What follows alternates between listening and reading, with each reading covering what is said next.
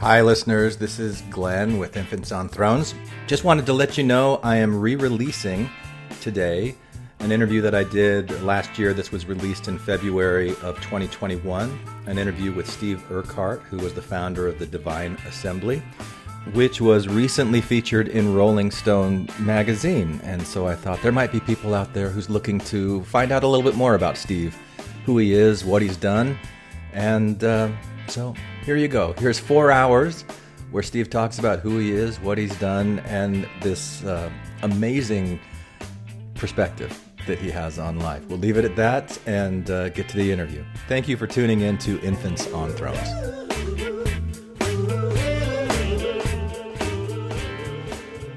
I think that we're born spiritual creatures, which is a deep, abiding love of other humans, of nature, a oneness with nature and with other people, a patience, accepting of everyone and everything. And we often have something that chases that out of us. You know, plant medicine has given me a lot more compassion.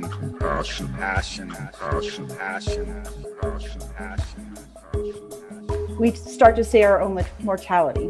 Death is coming. And we look back and like, what did I learn from this amazing lesson? Because I do believe whatever energy we've created here, we are taking that experience to the next experience, whatever that is, whatever energy burst I am.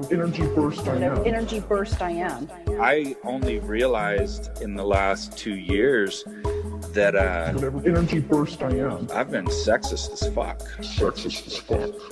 I was in a mushroom ceremony 2 weeks later, and I saw these amazing lights. I'd never seen anything like it, so it was extraordinary.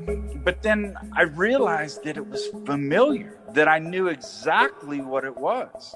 In this space where we go, this mystical state of consciousness, I'm like, how can this be that I've never seen anything this amazing, yet I know what this is? And then I realized I was looking at my wife and that I know her very well, yet I don't know her at all. Sexist as fuck. I haven't seen her in many ways. And, you know, what I kind of realized is that she's Johnny Carson and I'm Ed McMahon. I thought it was the other way around.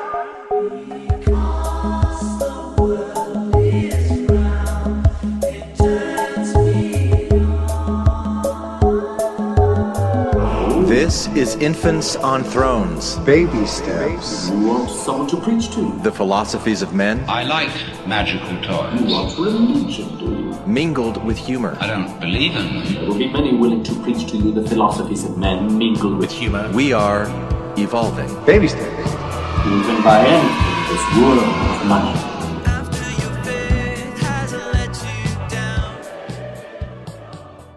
Look for the good in everything. Look for the people who will set your soul free. It always seems impossible until it's done. Look for the good in everyone. Welcome back to Infants on Thrones. I'm Glenn Ostland, and this is episode 708. Magic Mushrooms, Utah Senator Steve Urquhart, and the Divine Assembly, Part 1. Now today I'm joined once again by Christine Stenquist, who I interviewed a few months ago about her incredible life story and her experience working for the legalization of medical cannabis in Utah. In that interview, Christine talked about the role that psychedelics like magic mushrooms have recently played in helping her find a greater peace of mind. She also mentioned her friend and fellow crusader, former Utah Senator Steve Urquhart, who recently started a psilocybin church in Utah. So over the next 3 episodes, Christine and I will be talking with Steve about his story, how he rediscovered his own love for life, his own spirituality, and why he started a new church around a psychedelic sacrament. You're also going to hear a pretty passionate soapbox speech from me at the end of today's episode, so I hope you listen all the way to the end. And we start off by getting Steve's reaction to the interview that I did with Christine. he was driving back from California to Utah and got so emotional that he had to pull over on the side of the road. But don't just take it from me. Take a listen for yourself. Okay. Is everything all right? Yeah, I was just telling him about my drive yesterday. How was it? Well, I'm telling about the part of just having to pull over and cry. Oh. It was contemplative. Let's say it was a contemplative drive. Yeah. Yeah, what kind of thoughts came into your mind as you were listening? Well, just my love for Christine, my awe for Christine, and I see her as just the most amazing political figure of my life, which means, an amazing human and, beautiful soul, courageous, strong. But, her story, I don't know anything like it. I don't know personally Aaron Brockovich. I don't know, and I know Mr. Smith Goes to Washington was fiction. But, I know of her heroism and her strength in fighting. But, I knew some of the details, a lot of the details of her story, but I didn't know, I hadn't heard it laid out like that. And that was just fucked up. Fucked up. If you were going to turn Christine's story into like an Aaron Brockovich type story, I mean, clearly we've got Christine cast in the role of the protagonist, the hero. What's the antagonist? Where is the fucked upness coming from in her story? Who is that? Well, I think, if I were to tell her story, she beat the Mormon church in Utah. And that's, this is David and Goliath. I mean, this is Christine and Goliath. That's always a big story. And so I think that's the story is, how does someone do this? And part of the way someone does it is they probably haven't walked an easy path to get to that point. I mean, Christine, has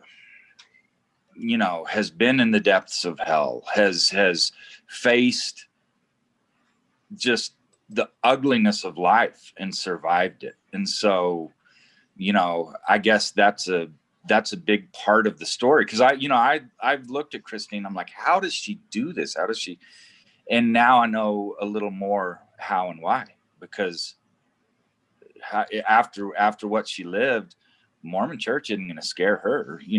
A bunch of powerful political insiders aren't going to scare her. Yeah. What do you think as you hear this, Christine? Oh, go ahead and finish your thought, Steve. I mean, it obviously was a hellacious path to walk, but I think only having walked that path can someone just be that mentally, spiritually, emotionally tough to take down the church on a big one that it threw everything it had at.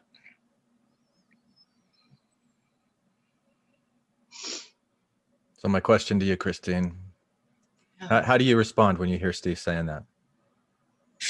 Like I told him before, when he describes me, I always say, God, I want to meet that person. Yeah. Because when you live your life, I just didn't think my story was unique. I didn't think it was unique. I think we all have these trials that we go through, and we all are very quiet about the trials we've experienced. And I just was very quiet about kind of the traumas I've experienced that led me to here.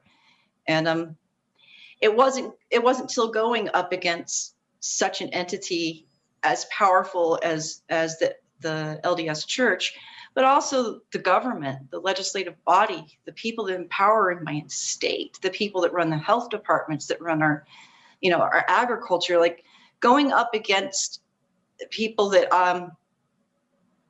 I see why and how my path led me through some of those difficult challenges. Yeah.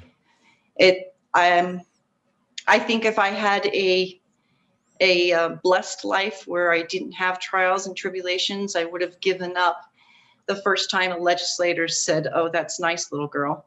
I don't think that's going to happen here in Utah. I would have said, "Oh, you're right," and I've gone back home. But I lived for so long in suffering. You're right, wise Senator Urquhart. That's right. Those.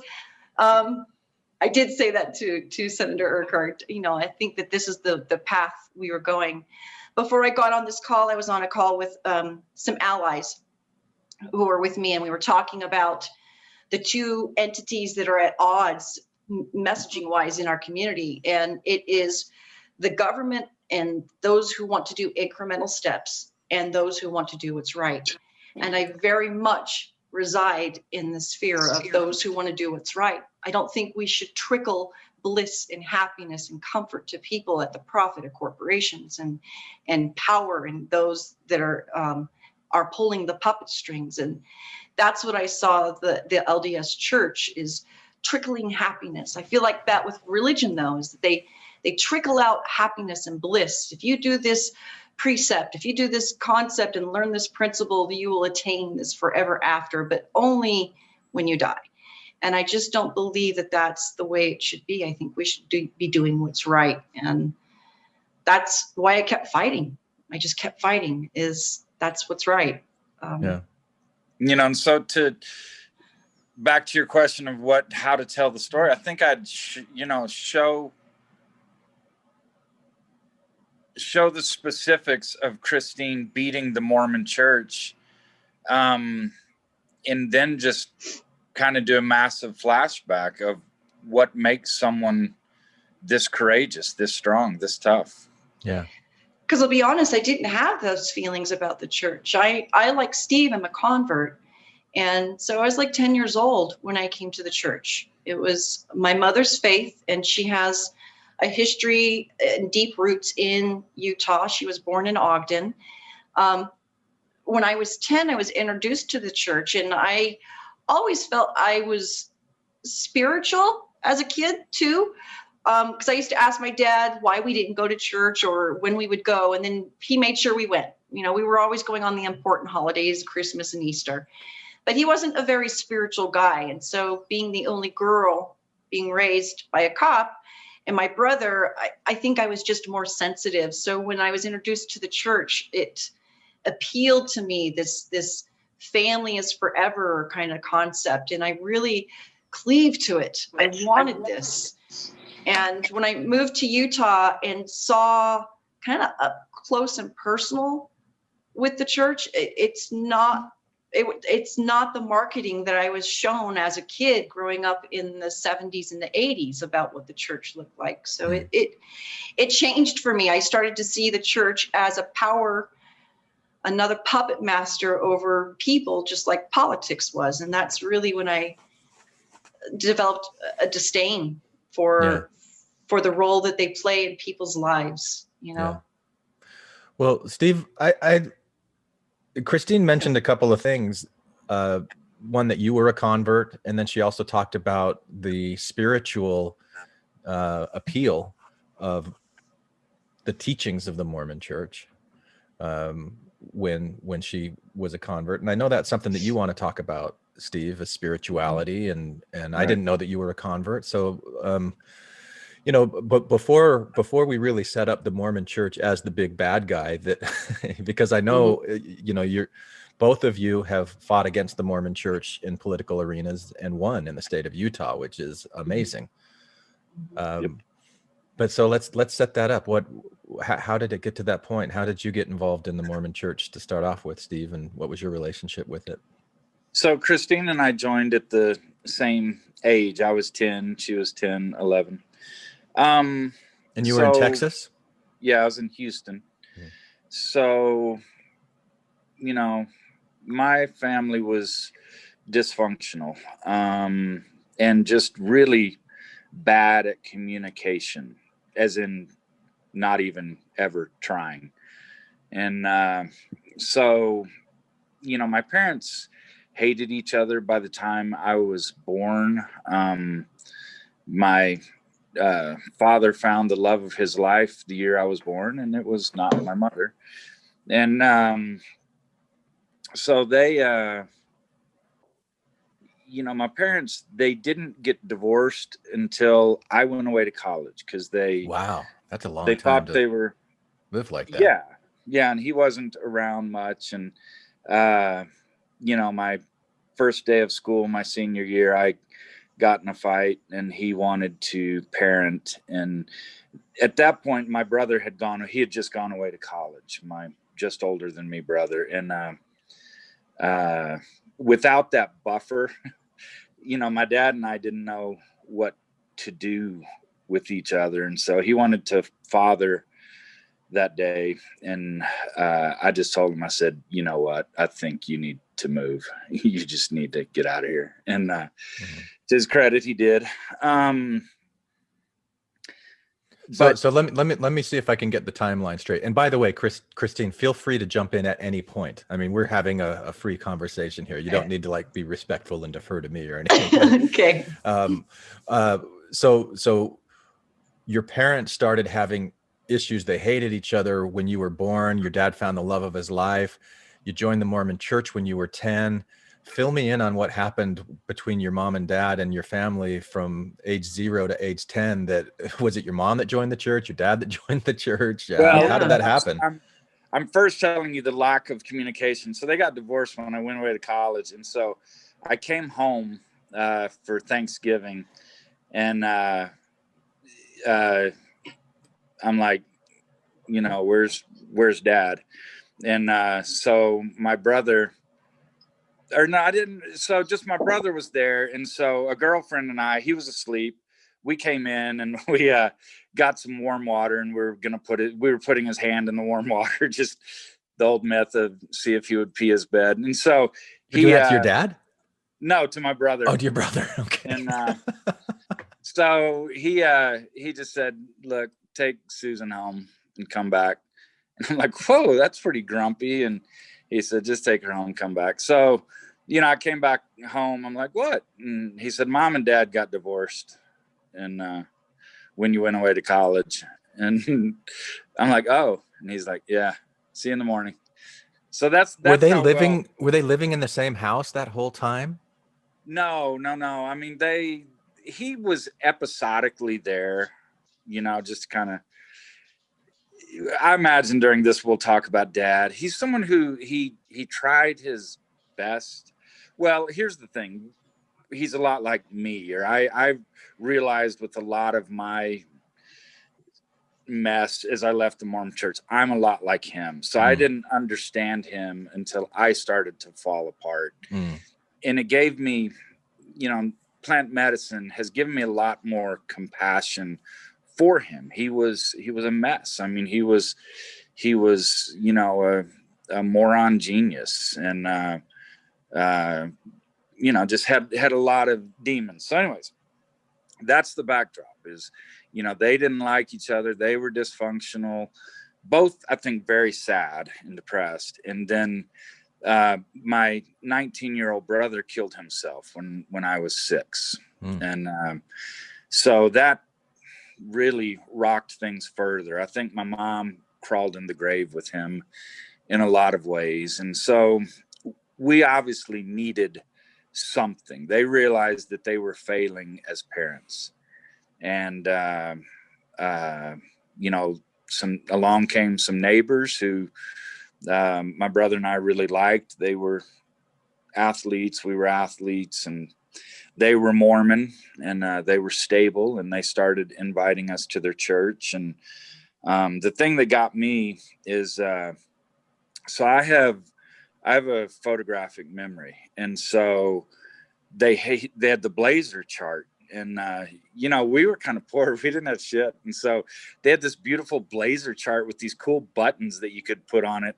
Like, how do just like a felt board that they were telling their missionary stories on? No, it was the Articles of Faith. And so they're listed. Oh, yeah. How old are you, Glenn? 48, almost 49. Okay. So I was born in 72. Yeah. So I was 65. You should know this. I mean, I think it was still around. the Blazer chart. So it wasn't even that nice. It was kind of plasticky, but those buttons were cool as anything. And then down at the bottom, you got these little bronze looking things. So I'm like, shit, I want one of these. And I'm like, what do you got to do? And they said, well, you have to memorize these things. I'm like, well, shit, I can memorize. And so, that day I like memorized it. I'm like, I want my chart. And so I guess that was it. I remember in primary having to stand up and recite the Articles of Faith. Yeah. Do you guys remember that? Yeah. Yeah. So that's what you're referring to, right, Steve? Yeah, the Articles of Faith. And I don't remember a Blazer chart. I remember things like CTR rings and but in the scouting program, that was kind of the biggest thing. Like, oh, I want to get this merit badge, or I want to get this skill award, or whatever. They were always those kinds of Pavlovian rewards that were being offered. Yeah. At that point, so we would go to, like, I guess it was primary. So we go to something with them during the week and play games, and they gave popsicles. And so I'm like, shit, man, you get cool charts and you get popsicles. What could I like be this better church. than this? Yeah. And so anyways, it was I'm profoundly grateful to the Mormon Church for a lot of things. And one is it I don't know what my life would be like without it, in terms of, as a kid, I needed some stable adults to pay attention to. And there were some really fine adults who did that and cared about me and cared for me. And then just some really great people that I got to grow up with in the church. And so there's so much I like about the church, just, a lot of the social structure and the mooring, the community. The stability it provided for me. Now, I think John DeLynn grew up in Houston, didn't he? Did you know the DeLynns? I did. I knew of John mostly. He was a little further out in the sticks. He was out in Katy, and I was in Houston. Which now they're connected. I mean, it's just all the sprawl of Houston. Yeah. So you had, and I guess anytime we talk about the Mormon Church, that there's this term that I learned when I was in graduate school called reification. And reification means that you take an abstract idea and you treat it like it's something that's real, like America. Right. Thingification. That's what the word means. Thingification. Yeah. And so, like, when you're talking about the Mormon Church, there's sometimes where we're talking about a set of teachings or a set of beliefs. There's times that we're talking about, like, a local congregation and people there. There's times we're talking about, like, the first presidency and the Quorum of the 12 and that whole power structure. There's times where you're talking about the political stuff. So I don't know how to get around that to be really clear when we're talking about the Mormon, so it doesn't get lumped into this, like, all one big amorphous thing. Is that really even important to make those distinctions? What do you think? When I did our advocacy here in Utah, because we did bump into this sort of the theocracy, the gospel of the church, and then LDS Inc. And that's what we hashtagged when we dealt with the church in the political arena. I was dealing with LDS Inc. And you were specifically like Marty Stevens, the lobbyist. I was dealing, look, if you're going to play in the political arena, you're going to take the shots on the chin like everybody else. And that's how I treated the church. And they wanted to play both sides. They wanted to play, they took their political message to the pulpit, which I felt was wrong and completely inappropriate. When Marty Stevens is at the pulpit, manipulating his position of power to tell people how to vote or not vote on something, especially something that affects people's health. Yeah. And he is not a physician. I felt that was extremely inappropriate. And especially since they don't have the knowledge on this particular issue or topic, I don't think there's anything wrong with them counseling their congregation. But the overstep of having bishops, whether bishops were directly told to organize people to have signatures removed off the ballot initiatives or what. It was happening, and Relief Society lists were being used for political reasons. And to me, that was absolutely inappropriate when the church is dictating how some of this stuff works. So it's, I don't know. Yeah, there's a lot of influence.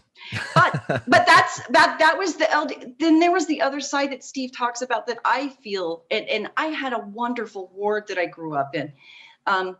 Elder Bednar was my bishop.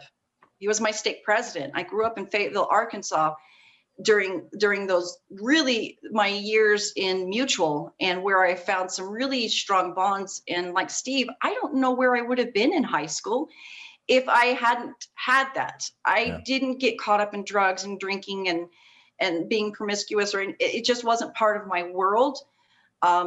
Because I was so dived into the church and what was going on there, and being part of Mutual and going to seminary. Because growing up in the mission field, going to seminary means you woke up and you were at the church at 6:30 in the freaking morning, listening to somebody talk about, the Gospels.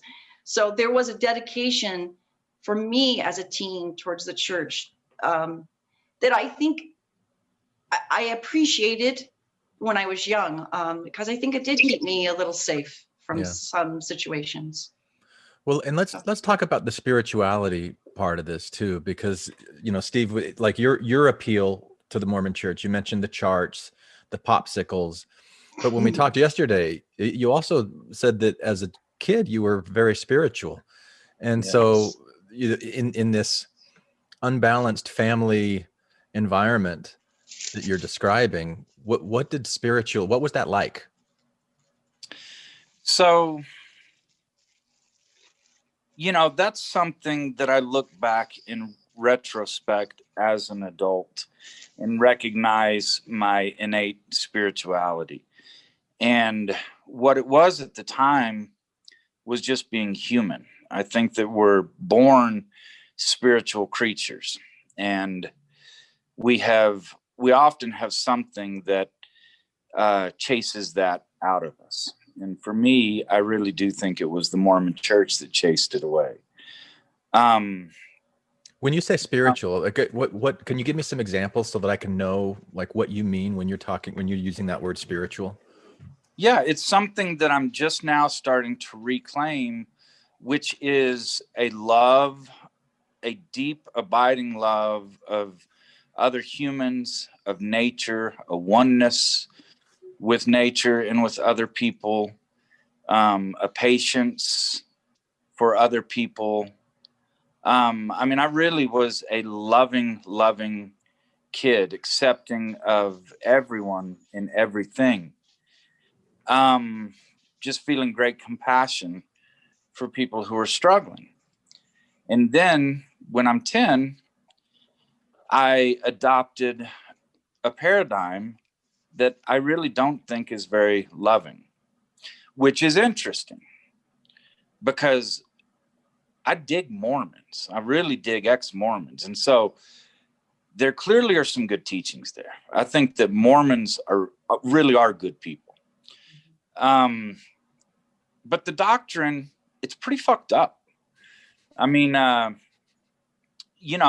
Christine in her podcast talked about learning that her dad was going to hell, and it just was traumatic. And so not only was my dad going to hell because, we joined partially, and, my brothers were going to hell.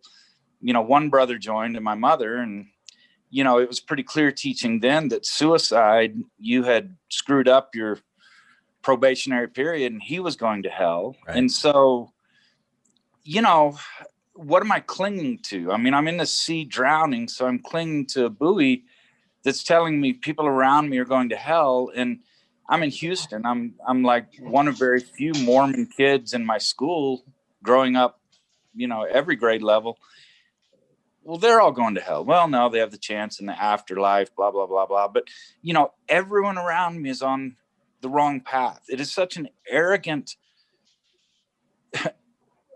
crazy way to look at the world, that everyone around you is wrong. Yeah. Everyone around you is screwing up, that the things they're doing are trivial, meaningless. And so, you as humans, we adopt the stuff we hear, the stuff we're taught.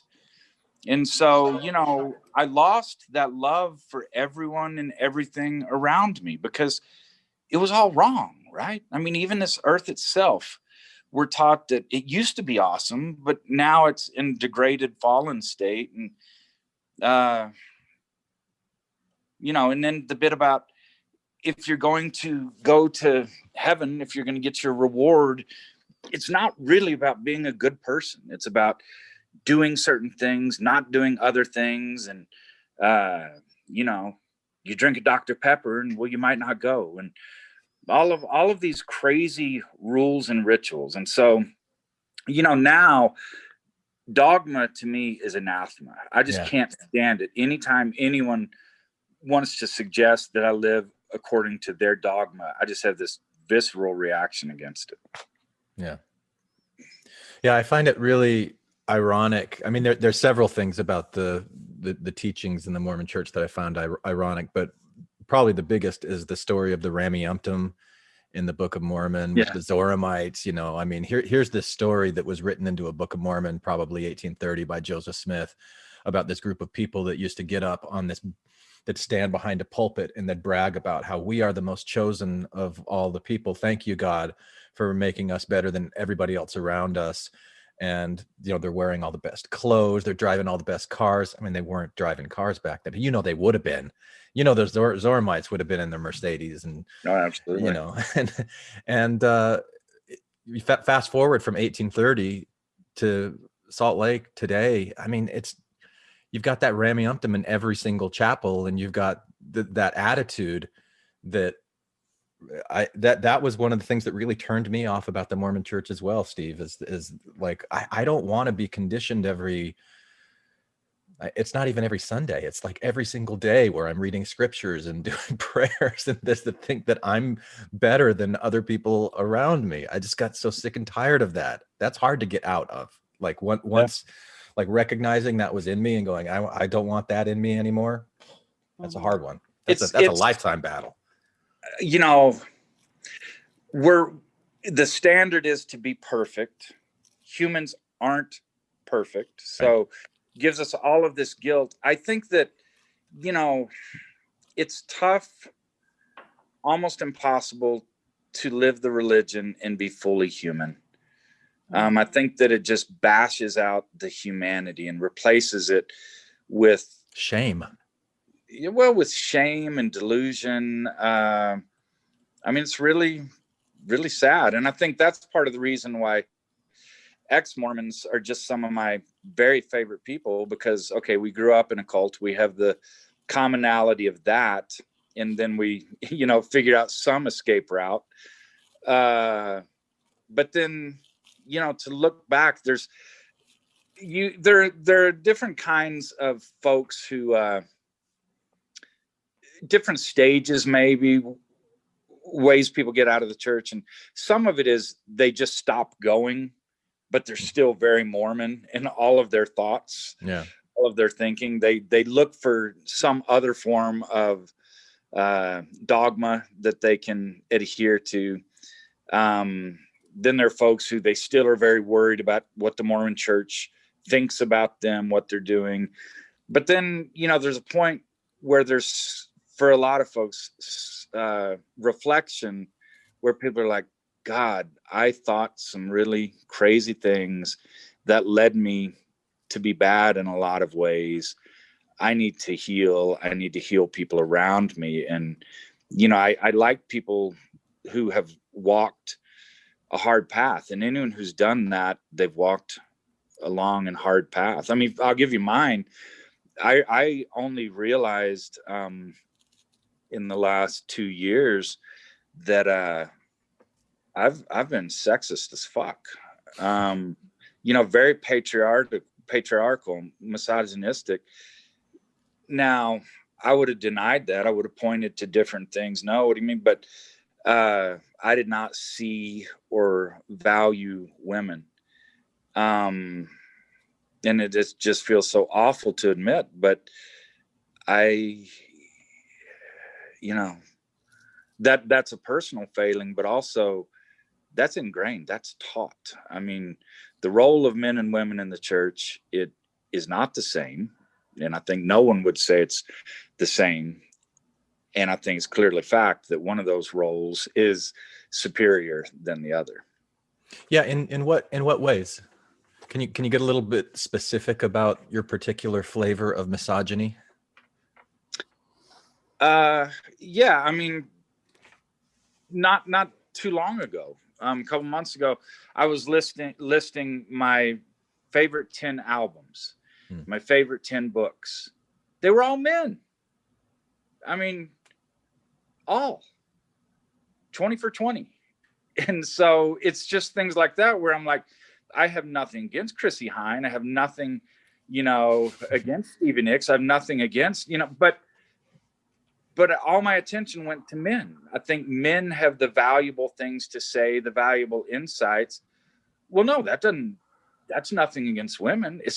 Do you disagree that these men have wonderful music, wonderful things to say? And so, now I'm just putting forth the effort of, half the books I read, at least half, I want them to be written by women. I won't speak on panels if it's all men.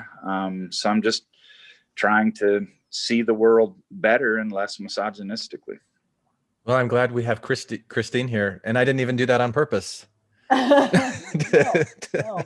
Well, I mean, I did it on purpose, but I didn't do it on purpose for that reason.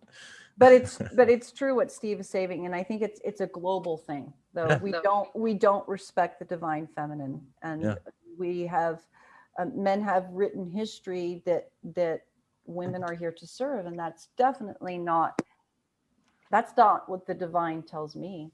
That's certainly not what the divine tells me. I also, on the opposite end of that, I am not one who is I don't hate men. It so often feels like that, in order to be a feminist, that you have to, hate men. And I really don't like the negative narrative, because I have 3 sons, and I want my boys to feel loved and cherished by women and respected just as much as I want them to love and cherish and respect women. I think that the sexes need to identify the value in each other. It's so important. It's so important as we move forward in history, that we don't look at one as higher or lower than the other, that as partners that we are. We each bring so much to any given situation. Yeah. And so and so what I'm hearing both of you say really is that we carry around in our minds these attitudes, these ideas, these feelings, whether it's we're better than other people because we have the gospel, or men are better than women because of the priesthood and the patriarchal culture. But these are things that we carry inside of us, and it filters the way that we see the world. It impacts the way that we interact with other people in the world. And what you've done is recognize, oh, I've got this this filter that is my mind that I want to change. I was thinking about it this morning as I was making the bed, and you know how you make the bed and there'll be like a couple of places where there's wrinkles, and so you go over and you smooth it out because you want to have a nice clean. Like, how many of those wrinkles and just like bunched up stuff shit do I have in my mind that is, whether it's misogyny or racism or like anything where I'm thinking bad about myself or bad about other people and it's unfair, and I could just can I just smooth that out so that I don't have that interfering with the way that I see the world and what the world means to me. Okay, Glenn, on this Zoom call, I will show you your mind. That's it right there. That bed. But you're laying on the nice made bed, are you not, Steve? That's the beauty of a hotel room with 2 beds, and I'm staying here 2 nights. Yeah. I just put out the do not disturb. I'm working in here, and I'll sleep on this bed tonight. And let somebody else let the maids make it tomorrow. All right. Yeah. So here was kind of my path to starting to see women. So Sarah, my wife, and I, we were out with Courtney Clark Kendrick, so C. Jane of blogging fame. So they were talking about something. So I said some smart ass comment. And so Courtney, she looked at me and she said, Steve, you don't even see me. And then just kept talking with Sarah. And I'm like, what? Because I know that Courtney loves me and cares deeply about me. But I had interrupted their conversation with my smart ass. And so she just bluntly, because she is blunt. That's part of the reason I love her. She's like, Steve, you don't even see me. And I'm like, but I do. You're amazing. You amaze me. But, I just sat with that. I didn't want to argue with her because I could tell the way she said it, I was going to lose that one, that I needed to do some thinking. And then I was in a mushroom ceremony 2 weeks later, and I saw these amazing lights. And it was the most amazing light show I had ever seen. I'd never seen anything like it. So it was extraordinary. But then I realized that it was familiar, that I knew exactly what it was. And so, in this space where we go, this mystical state of consciousness, I'm like, how can this be that I've never seen anything this amazing, yet I know what this is? And then I realized it's Sarah, that I was looking at my wife, and that I know her. I know her very well, yet I don't know her at all.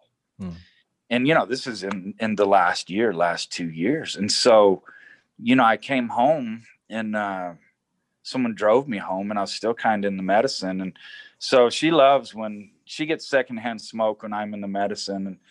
And so what I'll do is I'll just walk in the room and just lay on her, and we'll just be nose to nose while we talk. Yeah. And so I'm telling her all of this, and she's crying because she hasn't felt, she loves me and I treat her well. Well, I guess we'll get into this, other than when I'm cheating behind her back and breaking her heart. But, she knows that I value her, but yet she sees what I hadn't seen, how true this is, that I haven't seen her in many ways. And, what I kind of realized is that she's Johnny Carson and I'm Ed McMahon. I thought it was the other way around. That's a great. So it's been super fun to get to know her, and just to, I imagine we're going to get into my deception and all of that. And the thing is, I was afraid of her, and that's because I didn't know her and was probably treating her like she was my mom or something. And so it's just been awesome to get to know her and to stand independently, autonomously, respect her, that she might have a negative reaction to whatever I'm saying or doing, but I love her. She loves me. Let's figure out what we should do about this. So, that was the start, is CJ and Courtney just bluntly saying, Steve, you don't see me. And I'm like, damn, if right or wrong, for her to think that I'm doing something wrong, I appreciate her courage in telling me that. But then to see, wow, even my own wife, I've been missing the show. That a lot of these revelations I get, that's hard to take. I'm 50 at that time. I'm 54 years old, and I haven't even seen my wife that I've been married to for 30 years. That's a pretty shallow human being.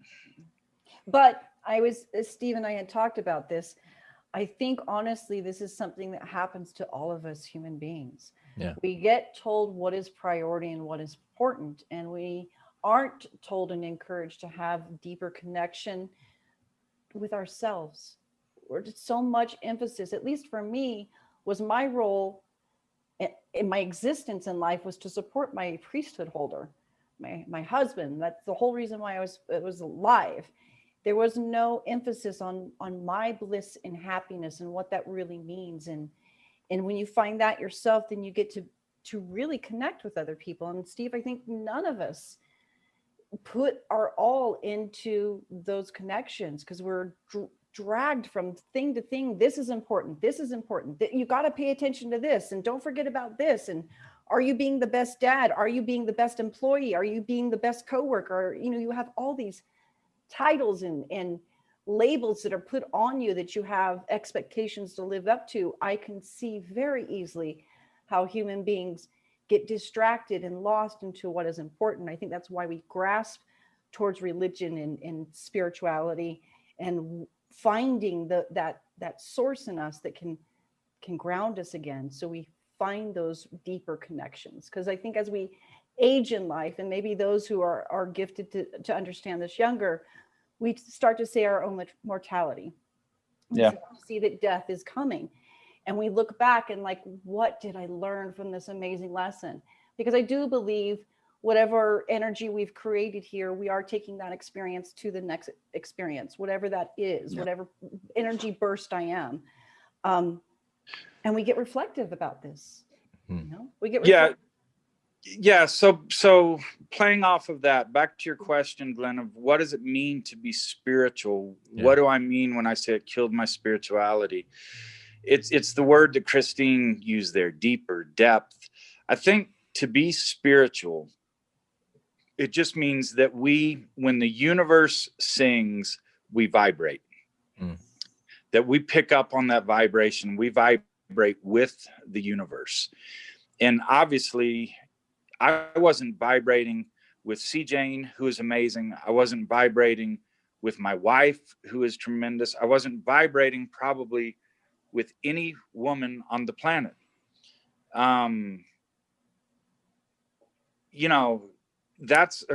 You cannot say you're spiritual if that's the case. And so to me, I think as a kid, I just vibrated with the good in the world around me. Look for the good in everything. And then when I was 10 years old, I got the answer key.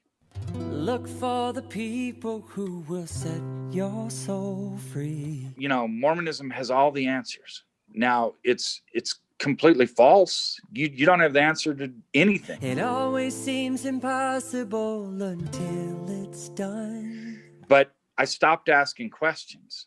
I stopped wondering at the world around me because I knew it all. I knew the answer.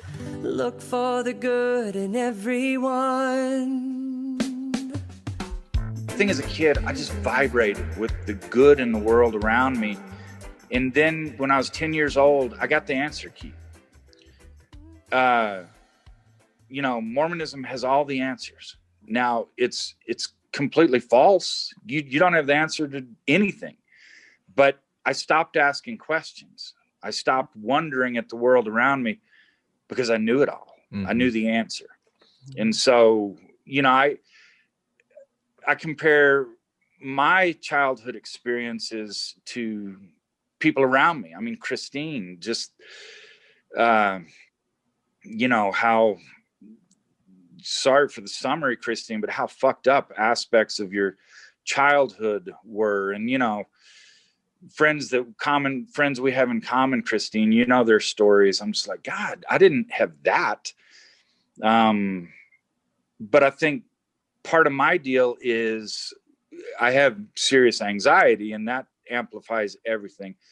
But I think I just stopped asking questions. I just stopped wondering at the world around me. I stopped having doubt. And if you stop having doubt, then you stop asking questions, which means you stop living, you stop seeing.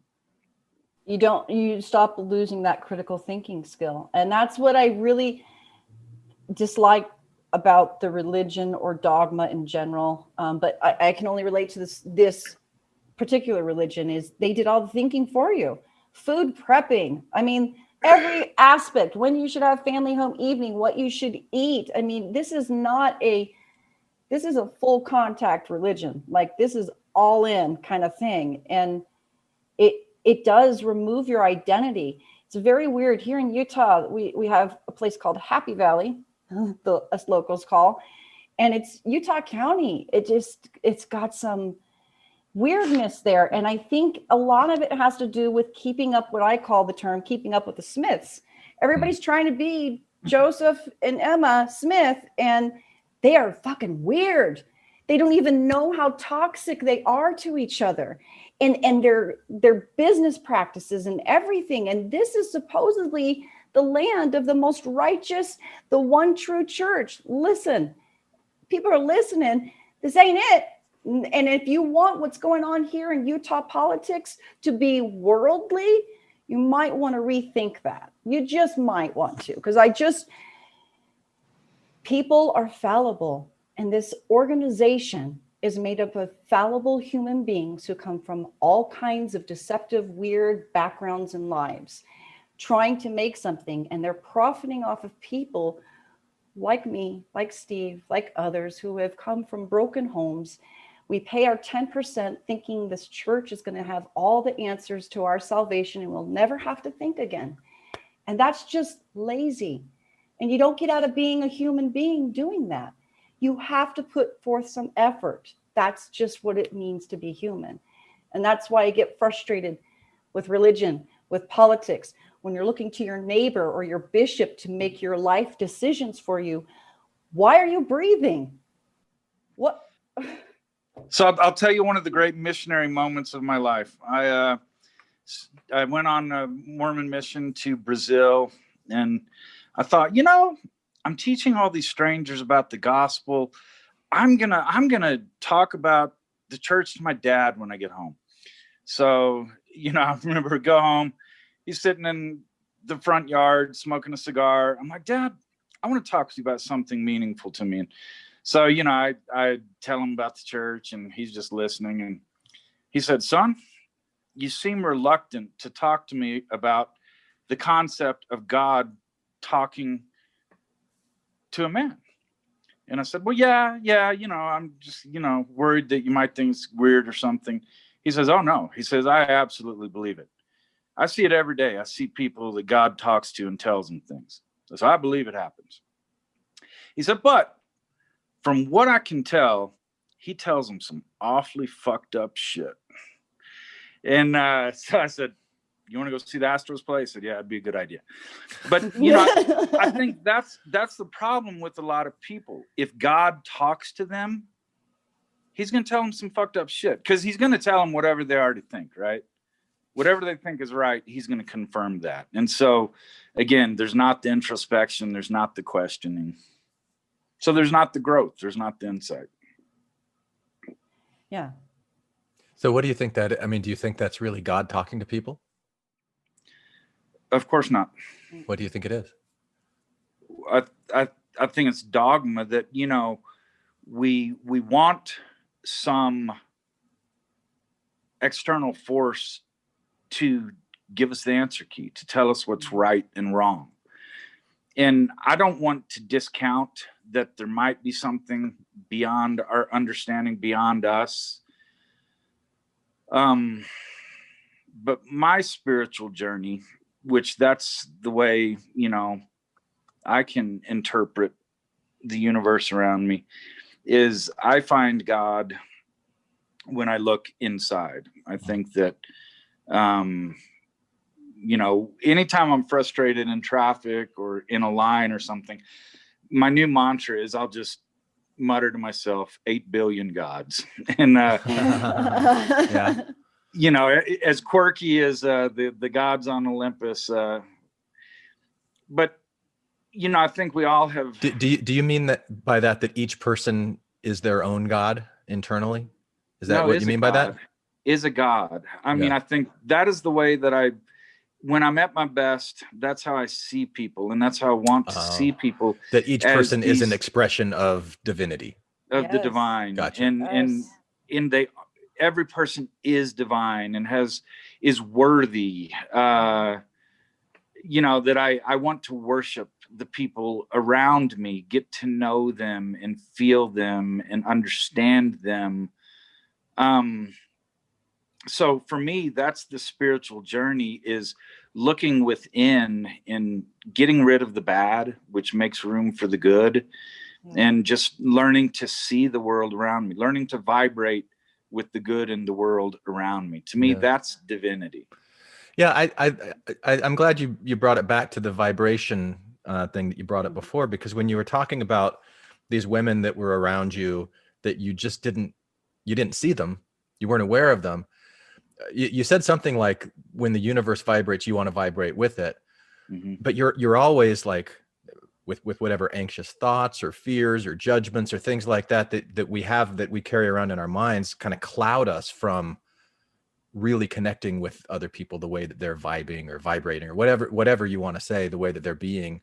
We're really only seeing our own minds reflected onto them. And if we can learn to still that and really see people for who they are, I think that's what you're saying. Yeah, yeah, absolutely. I'm interested how you went from being a spiritual kid to having that squashed out of you by the way that your brain was trained as a Mormon. And then eventually at some point you decided to become a lawyer, you decided to become a senator.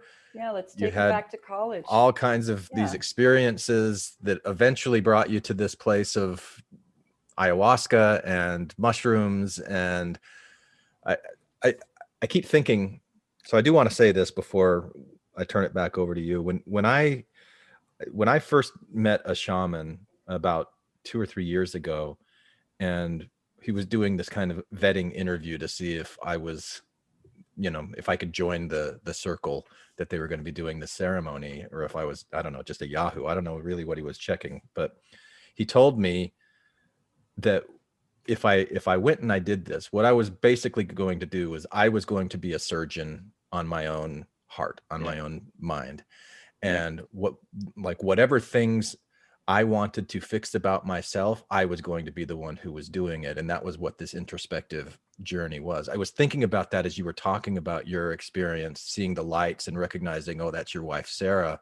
The experiences that people have that I hear about when they're in this kind of state are very different and very unique and to each person. But the kinds of reports that I hear, that the effects of it makes me feel like we're all one. It makes me more loving. It makes me want to connect. It makes me want to put down whatever walls I've put up that are keeping me away from connecting with people. And that's what I heard you saying. Yeah. I'll give you 2 stories about religion that I think lay out what I'm wanting to express. When it was clear that I was losing interest in the Mormon church, my bishop tells the story. He said, you're not very into this, are you? And I said, no, not really. How can you tell? He said, I look out at the congregation in Sacrament, and all I ever see is the top of your head. You just always have your head down like you don't want to be here, except when things get weird. When things get weird, everyone else looks down. That's the only time I see your eyeball. Fast and testimony meetings. I'm here for the show. But so I could tell many stories. It's awesome. We all could. But so at that point, they assigned a member of the bishopric to be my home teacher. And so this is my story about organized religion. And so he said, I'm your home teacher, blah, blah, blah. And I said, okay, I know the program, that's fine. That's great. Look forward to chatting with you. And so then he said, look, I don't know if these messages or if you care that much, how about I just check in with you periodically? I'm like, that's great. That's perfect. And so he would text me the last day of the month. Yes.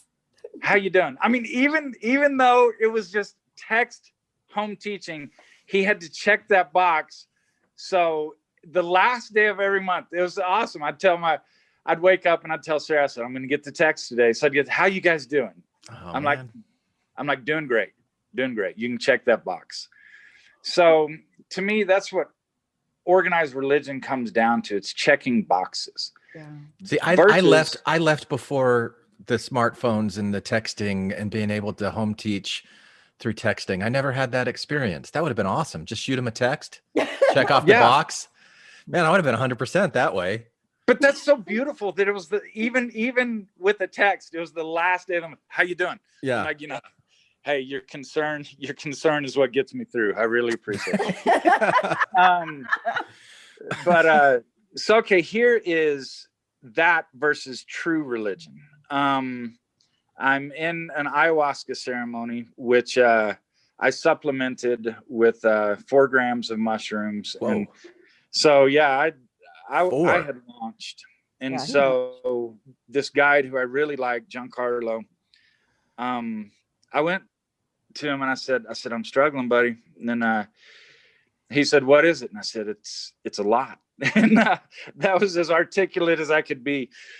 I went back to my family roots. I'm like, it's a lot. And so he said, all right. He says, tell me about it. And so I told him about when I'm 10 years old, which happened to be when I joined the Mormon church, that I would just stand on this corner and cry. I was a crossing guard with my sash and my badge. And I picked the corner that was least trafficked because I knew I was just going to sit there and cry. I'd just cry all morning. I'd cry all afternoon. Then when people would walk toward the corner, I'd wipe my tears and, hey, how you doing? Get them across the street. And, for me, that kind of, I go back to that place, that there was a break at that point. And which is funny, that's when I got the answer key, But so he said, I don't think that any of this serves you any longer. You need to let it go. And so part of the reason I love Giancarlo for many reasons, part of it is he's not one of these dogmatic hierarchical guides that he's the new Dallin Oaks, he's a guy who has experience and skills. And so you can't offend him. So he said, I think you need to let this go. And so during the middle of the ceremony, I said, Giancarlo, how the fuck am I supposed to let this go? I don't even know what it is.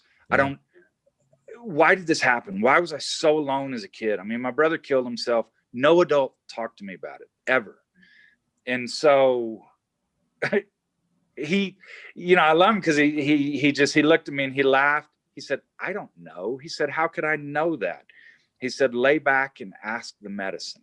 And so I love that he has faith in the plants rather than in his own shamanic power of discernment, blah, blah, blah, blah. And if he was really Dallin Oaks, he would say, there are 3 steps to letting it go. Step one. Yeah. Get visiting teaching in by the end of the month. But it would have something to do with my personal worthiess, right? What was I doing wrong? Right. But so I laid back, and so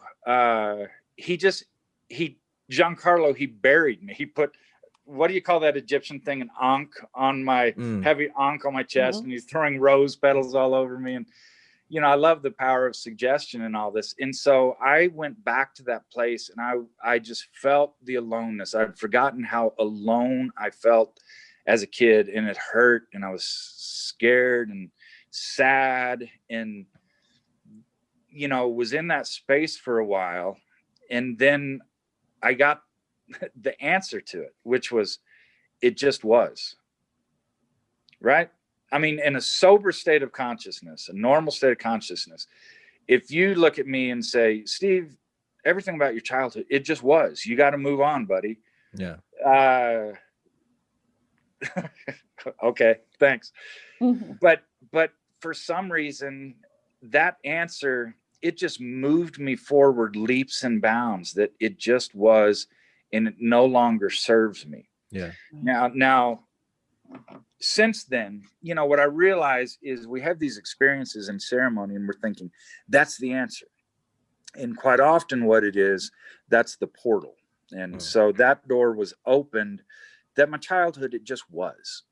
But since then, I've had some tremendous insights of, okay, why was it that way? What does it mean? What can I do today? So I'm very lucky that the medicine, it will bring me low. It will reintroduce me to doubt and uncertainty, to fear and aloneness, some of these negative things.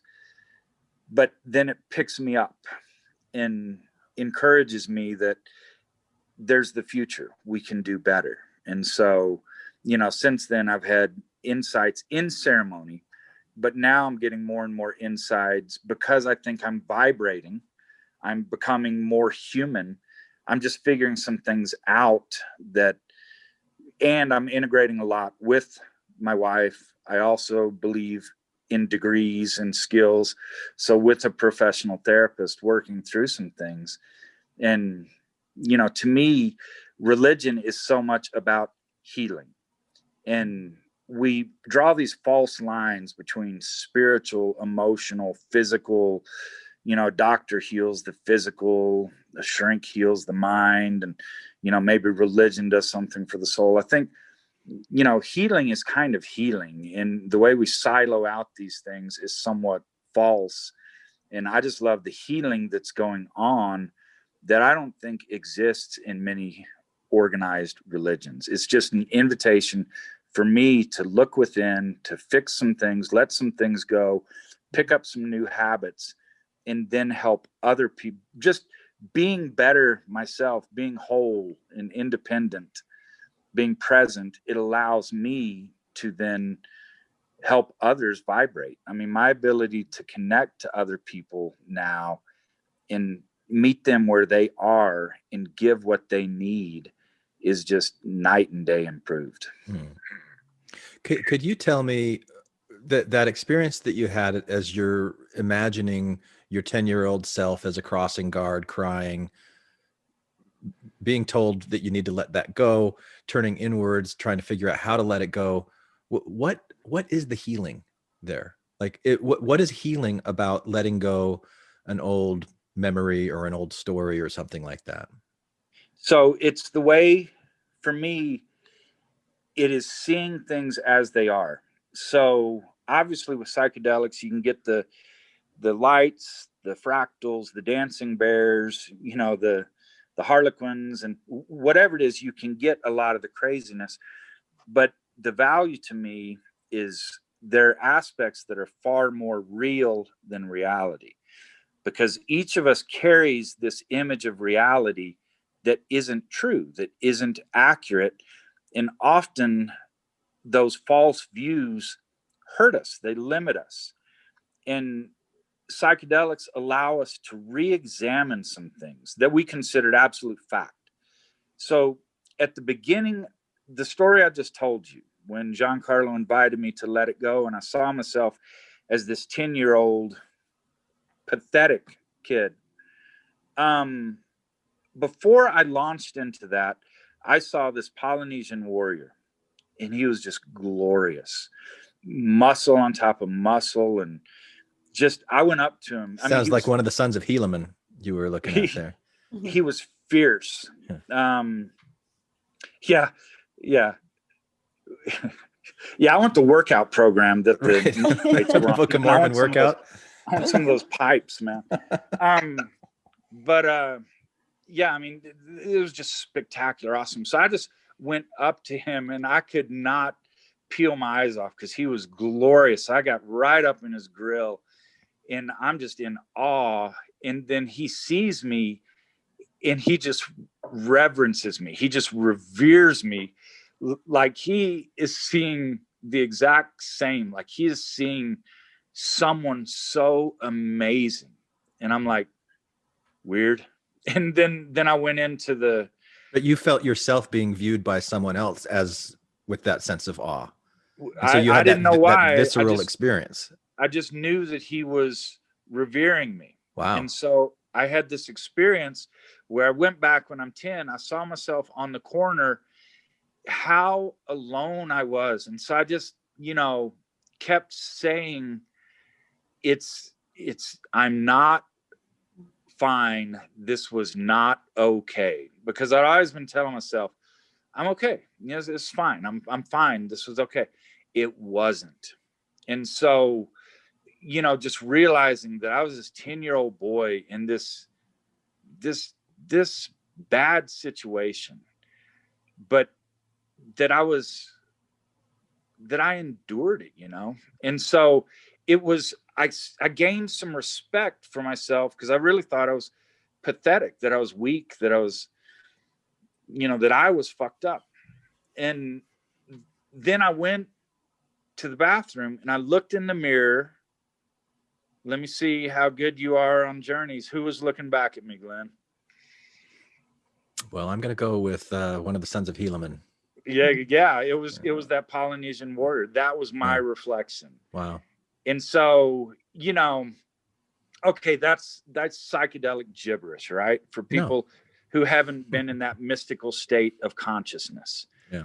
But for people who have been there, that was, however real or false or fictional that was my mind. That was me saying, Steve, you see yourself wrong. Yeah. You don't understand your own origin story. And so my self-talk before that point was unbelievably abusive. I mean, my term of endearment for myself was dumb shit. And, anything that I did wrong, I'm just like, God, what a dumb shit. And then, that's what I really believed. And so since that vision of seeing my soul, okay, do we have souls? Is that what my soul really looks like? Whatever. Seeing how strong I was, that was my 10-year-old, 80-pound soul that got me through that time. Seeing that, my talk has been nothing but positive since then. And if I screw up, which I still do at times, I'll do something, go, God, what a dumb shit. Then, I will say out loud, I am not a dumb shit. I screwed this up. It's part of the makeup of who I am. I'm going to work my best to get it right next time. Yeah. And that changes, man. If you change the way you view yourself, that changes the way you view the world and can relate to the world and people around you. Yeah. Agreed. So much of that, I have had that similar experience. Yeah. I remember hearing, I think the guy's name is Michael Dobson, that is the head of MAPS. Is that his name? Dobson? Rick Doblin. Doblin, that's what it is. I heard him talk about one of the clinical trials that they had done with MDMA with somebody who had PTSD from Gulf War or something, lost all of his friends, and he just didn't feel like he deserved to be happy because these guys died and they didn't have a chance to be happy. And under one session under MDMA, he had this imaginary conversation, meeting of the minds with these people. And they said, look, you're here to live the life that we would have lived. Feel as much joy as you can and do it for us. And it just flipped this switch in his mind because he was in that state of neuroplasticity. And, like he was able to really change the quality of his life just with one of those sessions with a skilled therapist who's guiding it, his mind in that state. It's whether it's, like you said, imaginary, fictional, whatever it is, you're having these visceral experiences and feelings that you have to deal with. You can't ignore it. Yeah. And it can be very profound and changing, in my experience with it as well. I was having the same negative talk for myself. And that's what led me to ketamine is I couldn't stop it. I couldn't stop just beating myself up emotionally and just questioning every decision I made in my life that led me to how I couldn't keep, Prop 2 and all that stuff, how it couldn't keep going the way it did. Yeah. There was a lot of weird negative things. And then having that disruption in that negative thought process. And again, the ketamine just jolted me. It was really the mushrooms that really got me to get to those dark places, reflect on it. And also on the journey up was letting it go and being okay. And knowing that it all had to happen the way it did and seeing a sort of bigger picture there. What were you going to say, Steve? Well, yeah, you are a great example to me of how the wrong self-image can distort our reality. It's, working with you on Prop 2 and subsequent, to make medical cannabis available to patients in Utah. It was so unbelievable to watch you and to see what you accomplished. I mean, I spent 16 years in the legislature, and in that entire time, other than LGBTQ rights and a few things with higher ed, I did not do what you did. And, and even those things I did them inside, kind of a confined space where you can make things happen. Man, you took the church into open field and beat them. So yeah, I can't say that I've even done that. So I'm just watching you in awe, seeing your talents, your abilities, your goodness, your patience and love for people around you. And you wouldn't celebrate with me. You wouldn't celebrate your successes with me and with others because you didn't see them. We would have these victories in your mind was in what we hadn't yet accomplished. And we didn't get this. We started with, we failed it. And, I didn't know what was driving that, other than you get in a battle and sometimes you lose sight of what you really are accomplishing, how well things are going. But, piecing it together now, knowing about how you were struggling mentally, I think that's what it was, is you refused to see yourself as God. You refused to see yourself as this glorious, wonderful human who could accomplish and did accomplish great things, because no, you were just Christine with all of the negative things that you were carrying around in your mind. Yeah, it's true. And I think we all do that as human beings. We have these versions of ourselves, this negative talk that we say to ourselves, and we pull that version of ourselves out and we just keep layering it on and laying it on. And that becomes our prison. That becomes our reality. Yes. I like what you said. She wasn't focusing on the accomplishments. She was focusing on what hadn't been accomplished. And that reminded me of what you said earlier about your 10-year-old self, that you just accepted that your experience is what was. It wasn't something different. It isn't what you think it should have been. And so you weren't focusing on what it wasn't, what it could have been differently. You're like focusing on what it was and just really accepting that. I've been listening to an audiobook recently by Byron Katie called Loving What Is. Are either of you familiar with that? No. It's really, really powerful stuff. And it speaks to this, loving what is, not getting caught up in those stories of, oh, this should be something different. Right. What is it? What is it? Because anytime you're saying it should be something different, you got, here's what it is, but then this, what over there. And then there's like this gap between what is and what should be. And what fills up that gap? Like anger, hate, shame, guilt, greed, like all kinds of stuff fills up that space between what is and what should be, or what you think should be. And that doesn't mean that you don't work for improving yourself, improving the world around, but just like really accepting things as they are and not wasting any time on stuff that you can't do anything about. Part of the reason I love talking about these experiences with other people, sharing experiences, is it's a good way to integrate and realize some things I hadn't realized until you said that. What is the message I got? It might not have been just this dismissive. It just was, move on. It would more properly, maybe it was an invitation to see what it was. It wasn't what I thought it was. I wasn't this pathetic kid, this miserable kid. I was a strong motherfucker who got through, that 10-year-old version of me succeeded. He carried Steve Urquhart forward to where I could have some really neat things in my life. And so, it just was, well, what was it? It was this lonely, alone, but kind of strong kid. Yeah. Yeah. And the way that I've come to understand that phrase of letting it go, like the shaman told you, well, maybe this doesn't serve you anymore. Maybe it's time to let it go. I'm not going to tell you how to do that. You go in and figure out how to do it yourself. Is that reframing of the story? So like thinking, well, this is how it was in the past. This is how it should be. And we carry that around in our minds, and it interferes with what's going on even in our life right now. You used the phrase, Steve, distorting reality.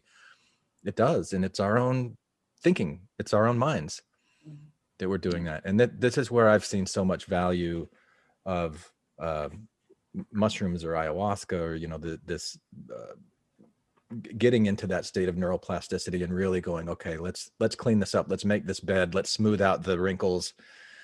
And it's just, it's a lifetime process of self-discovery.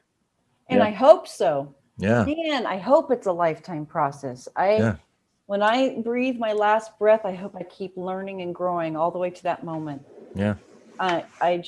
That's what I found has helped me. When you were talking about that space of what I would just call being present, you know, not wishing for what could have been. That's what I needed the medicine to help me. The ketamine stopped me from that repetitive thinking, oh, prop 2 should have looked like this. This should have turned out like this. And letting go of that. And it was Steve's encouraging words. Now, he was far into his plant journey before I was. So it was really nice to have this sort of wisdom that he was discovering sort of trickling into my head before I ever really got into the plant medicine myself. And when I did the ketamine, I realized the negative thought that was going on. And then each journey that I had with the mushrooms, every time I took the time to really focus on being present and being mindful and grateful for what was right here, I realized everything did happen the way it was supposed to. I don't know why I was thinking and telling myself it was supposed to look differently. Who the hell am I to predict how everybody's going to make a choice so my version of reality pans out? How fucking arrogant is that? And so realizing, oh, I understand what that means. It all happened the way it was supposed to happen because everybody has free agency. Everybody gets to make choice, myself included. So I let a lot of that kind of stuff start to just go and melt. Yeah.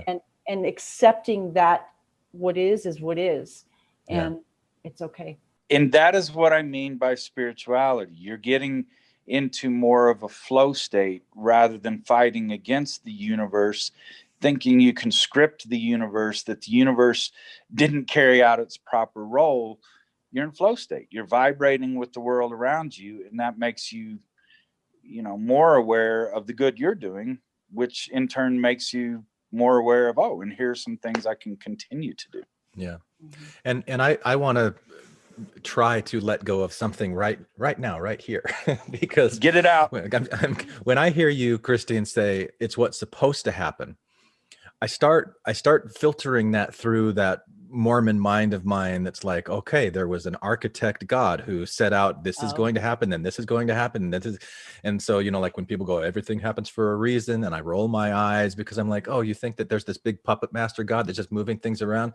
Like, I need to let go of that, the way that I'm interpreting that word, because there's other ways of seeing that. With why did things happen the way that they did? Because everything lined up in a way to make that happen. That's just it. And that's what's been going on in this universe for 13.8 billion years since the Big Bang. All of these little atoms and molecules just in the exact spot when they're right here, and the conditions like this are like this, and this is like this, and this is like this, and this is like this, and this is like this, then this is what happens. Exactly. And that's remember so. When I was telling you during my story, when I brought advocates to the space, and as they showed up, a lot of them heard the same message from me. You showed up right when you were supposed to, and I'm glad you're here, because each one of, even as fucked up of how everything panned out, every person's energy added a certain layer and flavor to this whole beautiful story. And every person, negative or positive, created this incredible amount of energy, this vortex that just kept pulling people in. And so when people want to give me credit for things, I get a little hesitant in taking that credit. I just saw that there was this energy that was happening, that was needed. And I just was, it's like spinning the revolving door. I was just the first person in there that pushed it. And then it's all this energy that just kind of took it over. It was just beyond me. Yeah. I'm just thrilled to have been somehow a catalyst or some sort of weird conduit to Well, spot it. you are energy, and I am energy, and Steve is energy, and like Exactly. everybody that worked on this is energy. So when you're talking about the energy coming together, you might as well say the people coming together, the minds coming together, the All of effort it. coming together, and it's all, yeah. And finding that value and realizing everybody had a purpose to this, even Marty. Yeah, right. Like all of it, all of Even it. Marty.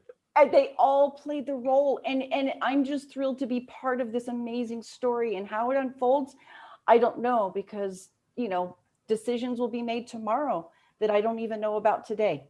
Mhm. And I will make those choices, and others will respond and make choices. And we don't know, which makes just kind of life beautiful, you know, Yeah. is that. You know, and I'd say, Glenn, in your world, my perspective is there definitely is a God. There definitely is an architect who can create and destroy, is capable of love and hate. And, you know, that God's name is Glenn. And so, you know, take care of him, nurture him, build him, you know, let him do his best work. And, you know, I was caught up in Christine's godlike creation. I mean, you know, let's tell it as a fictional narrative. She came to the Capitol, and, you know, one of the first figures she talks with, an all-wise senator. Let's give him the name Senator Steve Urquhart. You know, she tells her story. This is what I desire to do. And with all of his wisdom says, sweetheart, that ain't going to happen. So you were the first senator that she talked to when she went? I wasn't the first, but I was one of the first, Christine, wasn't I? I talked to Jim, and then Frower, and then you. So yeah, that was, and because you were the Senate sponsor, Jim, because he announced he had some health issues. So I thought he was the senator I could pitch cannabis to help whatever he had going on. So, you know, I'm like, wow, this is great. You know, by this point, I'm smoking tons of weed, and I'm a big fan. And so I'm like, this is great. I'm all with you, but I don't see this happening. I just, you know, you carry on, Don Quixote, you get it done. Yeah. But, you know, then even though Christine is saying she has healing to do, work to do, I got to see a God go into action. And then, you know, she re-enlisted me later when things got a little sketchy. She's like, hey, Sancho Panza, you know, jump in and help me out with this. And I got to be part of that. And so how is that not godlike? That she saw the need of patience, and she took on Goliath. She took on all sorts of monsters and made it happen. Yeah, if you can, that's amazing. If you can improve on that even more, wow. How can I help? Let's do this. So you're just reinforcing this whole Deva and Goliath thing for me. Yeah. The God, the divinity, the feminine divine versus the Goliath of the Mormon Church story. I like that. Well, I look at people who move the needle politically, and they all share one quality. If they move it significantly, is they don't give up. And that's what was amazing to me. And they can have the same conversation with a different person every day, going over basic stuff, offensive questions, moronic questions, just a smile on their face. They tell the story and they keep pushing, moving forward. So when Christine, when she had these defections and needed help, you know, I jumped in and said, yeah, I'm happy to do this. And I got a friend of mine, Charlie Evans, a great lobbyist. I said, hey, I have a client for you. He's like, good. I always like clients. Yeah, this one isn't going to pay you a penny. He's like, well, okay, what do we got to do? So we would just, the Mormon Church, through everything it had at this, we were thinking, okay, we've outed it. It won't want to go forward when people know how dishonest it's being. We haven't pegged. It didn't care, man. And this is a fault of Marty, which, by the way, you should know, Marty was my mentor. When I went into the house, he was speaker, and I was one of his two golden boys, and he really promoted me. And so Marty and I have a long history. And, you know, the church used to be smarter. before he took over in this position, and it wouldn't have its fingerprints all over things, but you know, he didn't care. To him, this was God did not want medical cannabis in Utah. And again, God must have spoken to him. And so he had a lot of autonomy, clearly, to do things. And he just kept coming. And so even though we made it very plain that the church was being dishonest, the church was, these were all its puppets, it was running things, they kept coming. And it was discouraging to me and Charlie and Christine at the end of long days. I always forget that Christine still is a patient. I always forget that, until like, she doesn't answer a text right away and she'll say, I have a migraine, talk to you tomorrow. I'm like, oh yeah, she's a patient. She still has a brain tumor. She still has a few conditions. And so at the end of the day, she would leave and Charlie and I would look at each other. We're like, she's done. She's not coming back. She's done. And I mean, what stupid, foolish men to think that, because already the ground she had covered. And of course she was back the next day, just fierce and won't stop. And so, a lot of people, they want to show up to one political meeting, state their give their speech. And then what do they always say? Oh, their minds were already made up. They didn't even listen to a word I said. Yeah, no shit. Because you came in at the last minute. People have been working on this issue for a long, long time, and you weren't there. And so Christine, she came in, and people, including me, were saying, yeah, this isn't going to happen. But she didn't give up. She just kept pushing, and she continues to push. And the church, these legislators who, are in on it, people who are making money off this, very few dispensaries satisfying a lot of customers. They don't want things to change that much. And she continues to push. And so just this incredible ability to just wake up in the morning, no matter what happened the night before, and just keep pushing. It's something I'm in awe of. So I'd like to hear a little bit more, Steve, about your decision. And I don't know how far you want to take it back. If you want to go to college, if you want to, when you became a lawyer, or when you decided to become a senator, because you had your own transformation story as you decided to dedicate your life to public service, and then the falling apart, all of that. What do you want to say about that part of your story? I think it's all pretty boring until I started to fall apart. And so, that's when things got interesting. That's when I started to escape dogma and escape the control of others. And so I'll just quickly skip over, everything leading up to that point. So again, my parents hated each other. I didn't have, much discipline. I think abuse took the place of discipline, and so my parents, they didn't know what to do. And while I was a very devout Mormon, I wouldn't drink, I wouldn't smoke, I wouldn't have sex. I just have these, and still have at times, these incredible disconnects, because I wanted to be good. I believed, but I stole a car when I was in high school. Who does that, man? And I mean, I had it when I'm on my mission. And so I went. Wait, you were driving? Oh, not down in Brazil, but at home, you still had a stolen. Yeah. So you didn't confess to having stolen a car in your missionary interview? I stole it and kept it. So yeah, I went to my president and said, look, I wasn't trying to hide anything. It just never occurred to me that this was wrong. I said, I stole a car. And so we had to deal with that. And so, a lot of times if it seems like I'm not making sense, I don't make sense.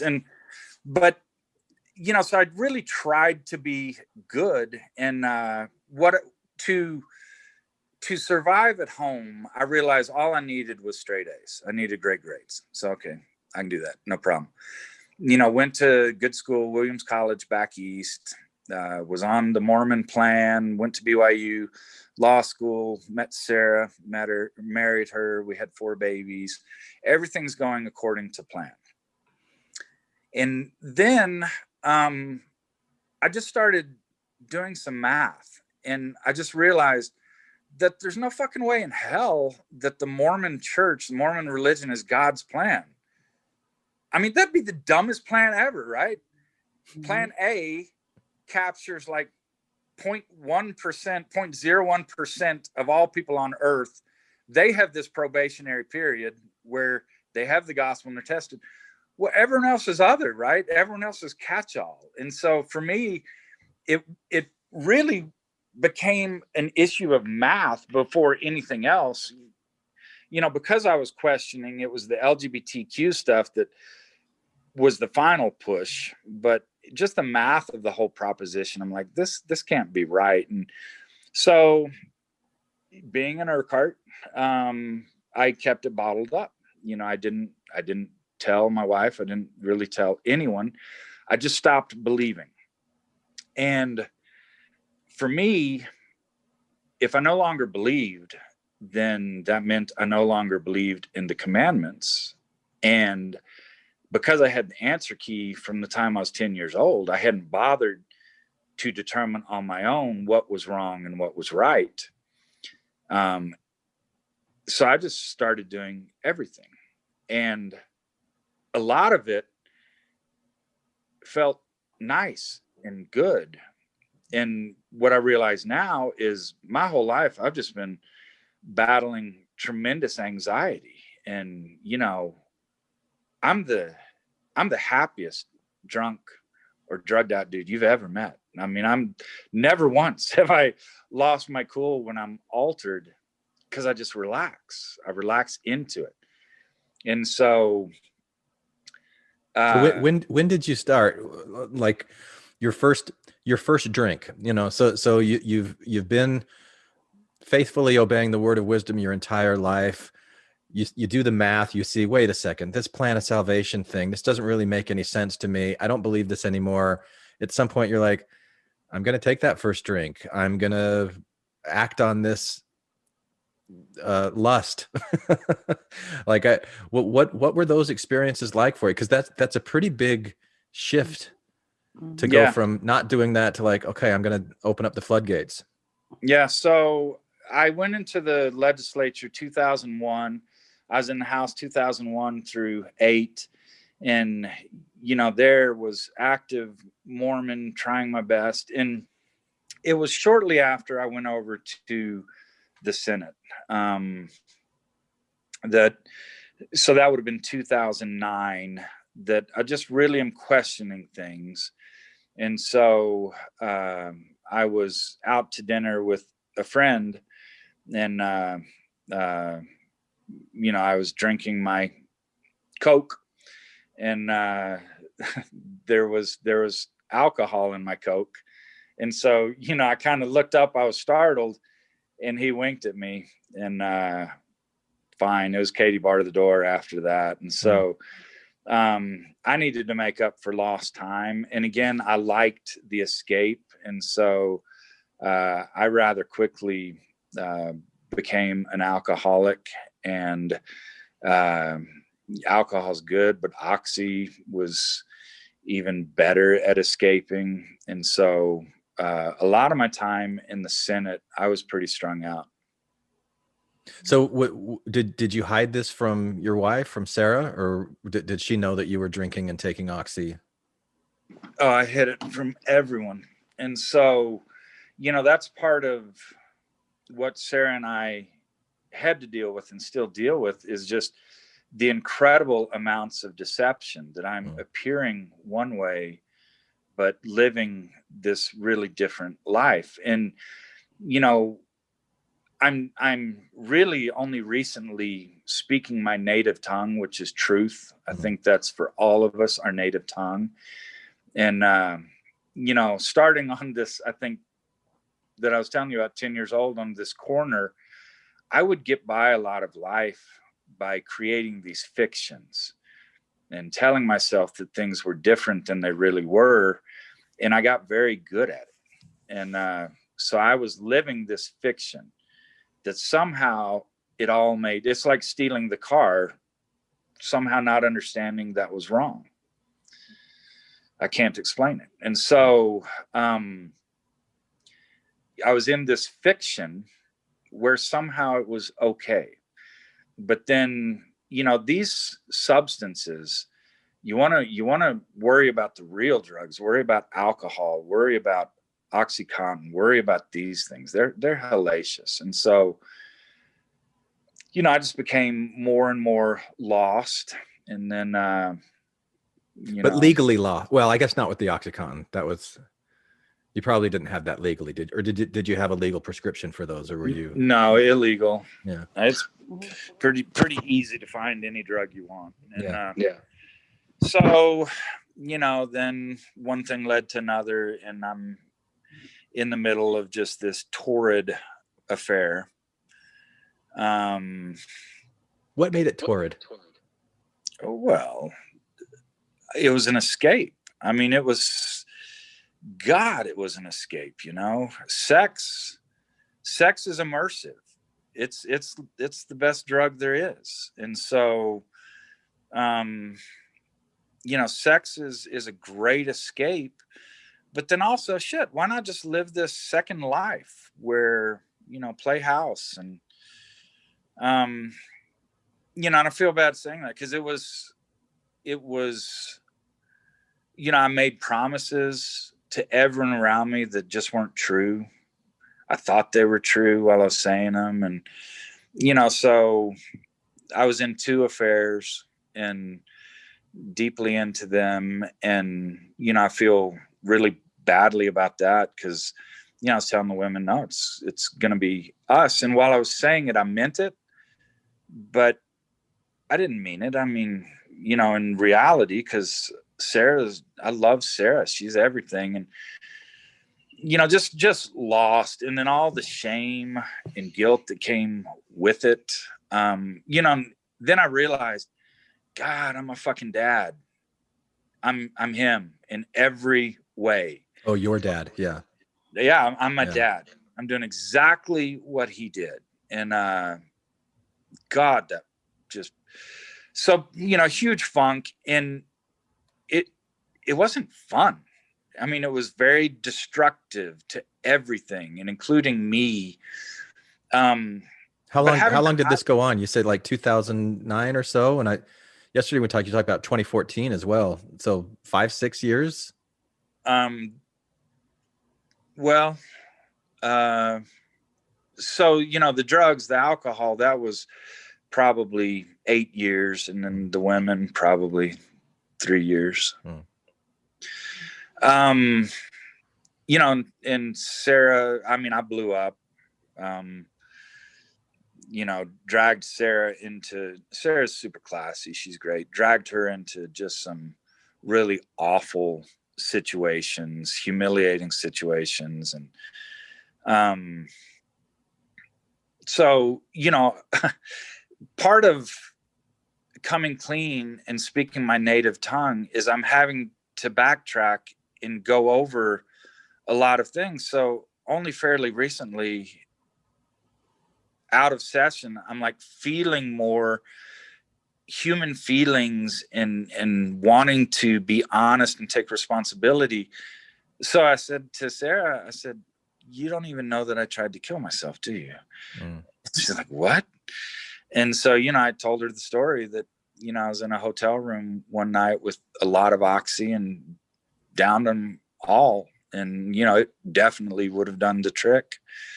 And my phone wasn't charged at the time, and I didn't have a charger, and not meaning to, but I couldn't really make a call, or I would have made a call the instant after I did it. You know, I just realized, shit, I don't really want to die. Why didn't you? Well, the reasons I did, you know, I was just in this mess and couldn't see any way out. And I mean, anytime there was turbulence on an airplane, I'm like, oh God, I'm sorry for the rest of you, but if we hit a mountain, that'd be so fucking awesome. Or, you know, I mean, if I knew I was going to die at that point, I would have had just a huge smile on my face. My last breath would have been a sigh of relief. And so I just wanted out, but I didn't know how to be honest. And I didn't understand the depth of Sarah's love for me. I'm not afraid of any fucking human being, any situation. What I'm afraid of are monsters that are out there, and they're monsters of my own creation. And I'm really afraid of people who love me. And so, it's tough to love me because I won't show much. And when I do, and I hope in all of this, I should be speaking past tense because I think I'm moving past it. And so Sarah really scared me because I knew she loved me and I loved her. So I don't want to disappoint her and all this. And so I couldn't really reach out to her. I couldn't reach out to people who truly loved me because of the shame and, well, what if they stop loving me and all of that. But then when I took it, took all those pills, I'm thinking of my kids. And, although I was absent more than I should have been during this, I'm a good dad. I'm a good dad. I'm a good dad. I'm a good dad. And so, it's tough to love me because I won't show much. And when I do, and I hope in all of this, I should be speaking past tense because I think I'm moving past it. And so Sarah really scared me because I knew she loved me and I loved her. So I don't want to disappoint her and all this. And so I couldn't really reach out to her. I couldn't reach out to people who truly loved me because of the shame and, well, what if they stop loving me and all of that. But then when I took it, took all those pills, I'm thinking of my kids. And, although I was absent more than I should have been during this, I'm a good dad and really love them. They know they're loved. I'm kind to them, good to them. And so I was just thinking about them. And so just shoving fingers and fists down my throat and threw a lot up and didn't know. It took me a long time to get them up. And so I was really stoned and blurry when I got them up and didn't know how much I got up. So felt myself passing out and didn't know if I was going to wake up. And I did. Woke up, got dressed and went to the Capitol the next day and sat in committee and heard bills. How long was it before you told anybody that you'd done that? I didn't tell anyone for years. And Wow. Then it became, I would tell people, I'd tell some friends and really dealing with the fact, God, I tried to kill myself. That whatever's driving that doesn't just go away.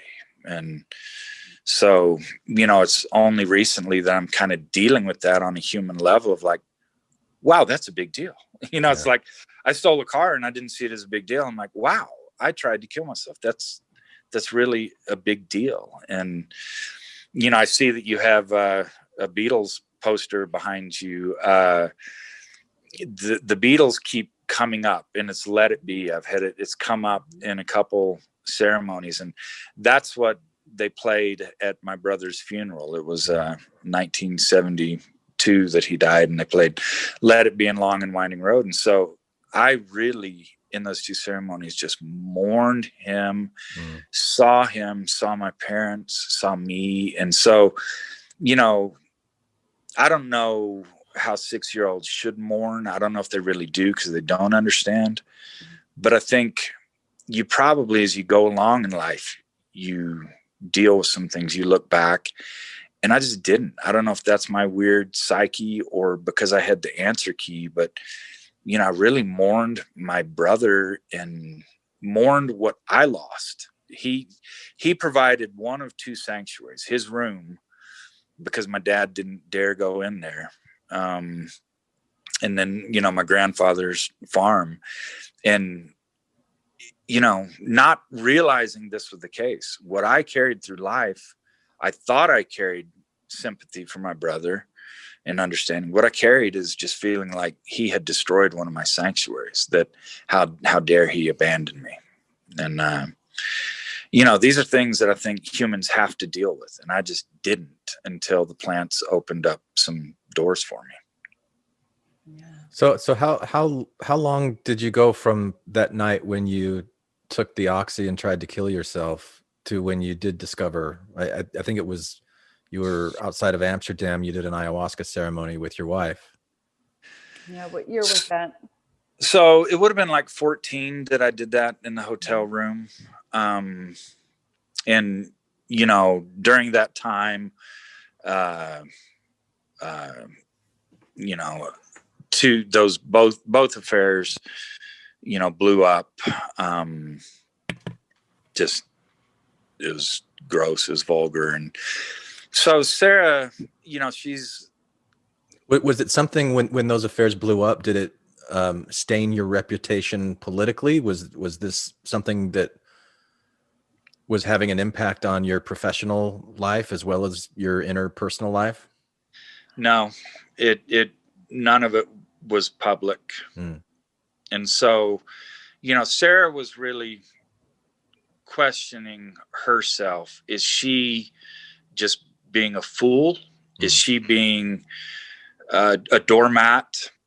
Should she blow me up? Is it right for her to protect this secret, which really harmed her and the family? And, I would love for someone to talk with her about all of this. We've talked about it tons, now that I'm learning to communicate. And, so, what her conclusion was, is I'd accumulated a lot of chits with her, a lot of credit in the bank, that she knew that my heart was good, that she thought I loved her, and though I wasn't acting like it, and she always knew how much I loved and valued the kids. And so she knew I was lost. And so she would tell me things like, she could see me, I couldn't see me, that she knew me, I didn't know me. And so she's just like, look, I want you to be healthy for the sake of the kids. And, I want to get you healthy. Then we can decide what we do.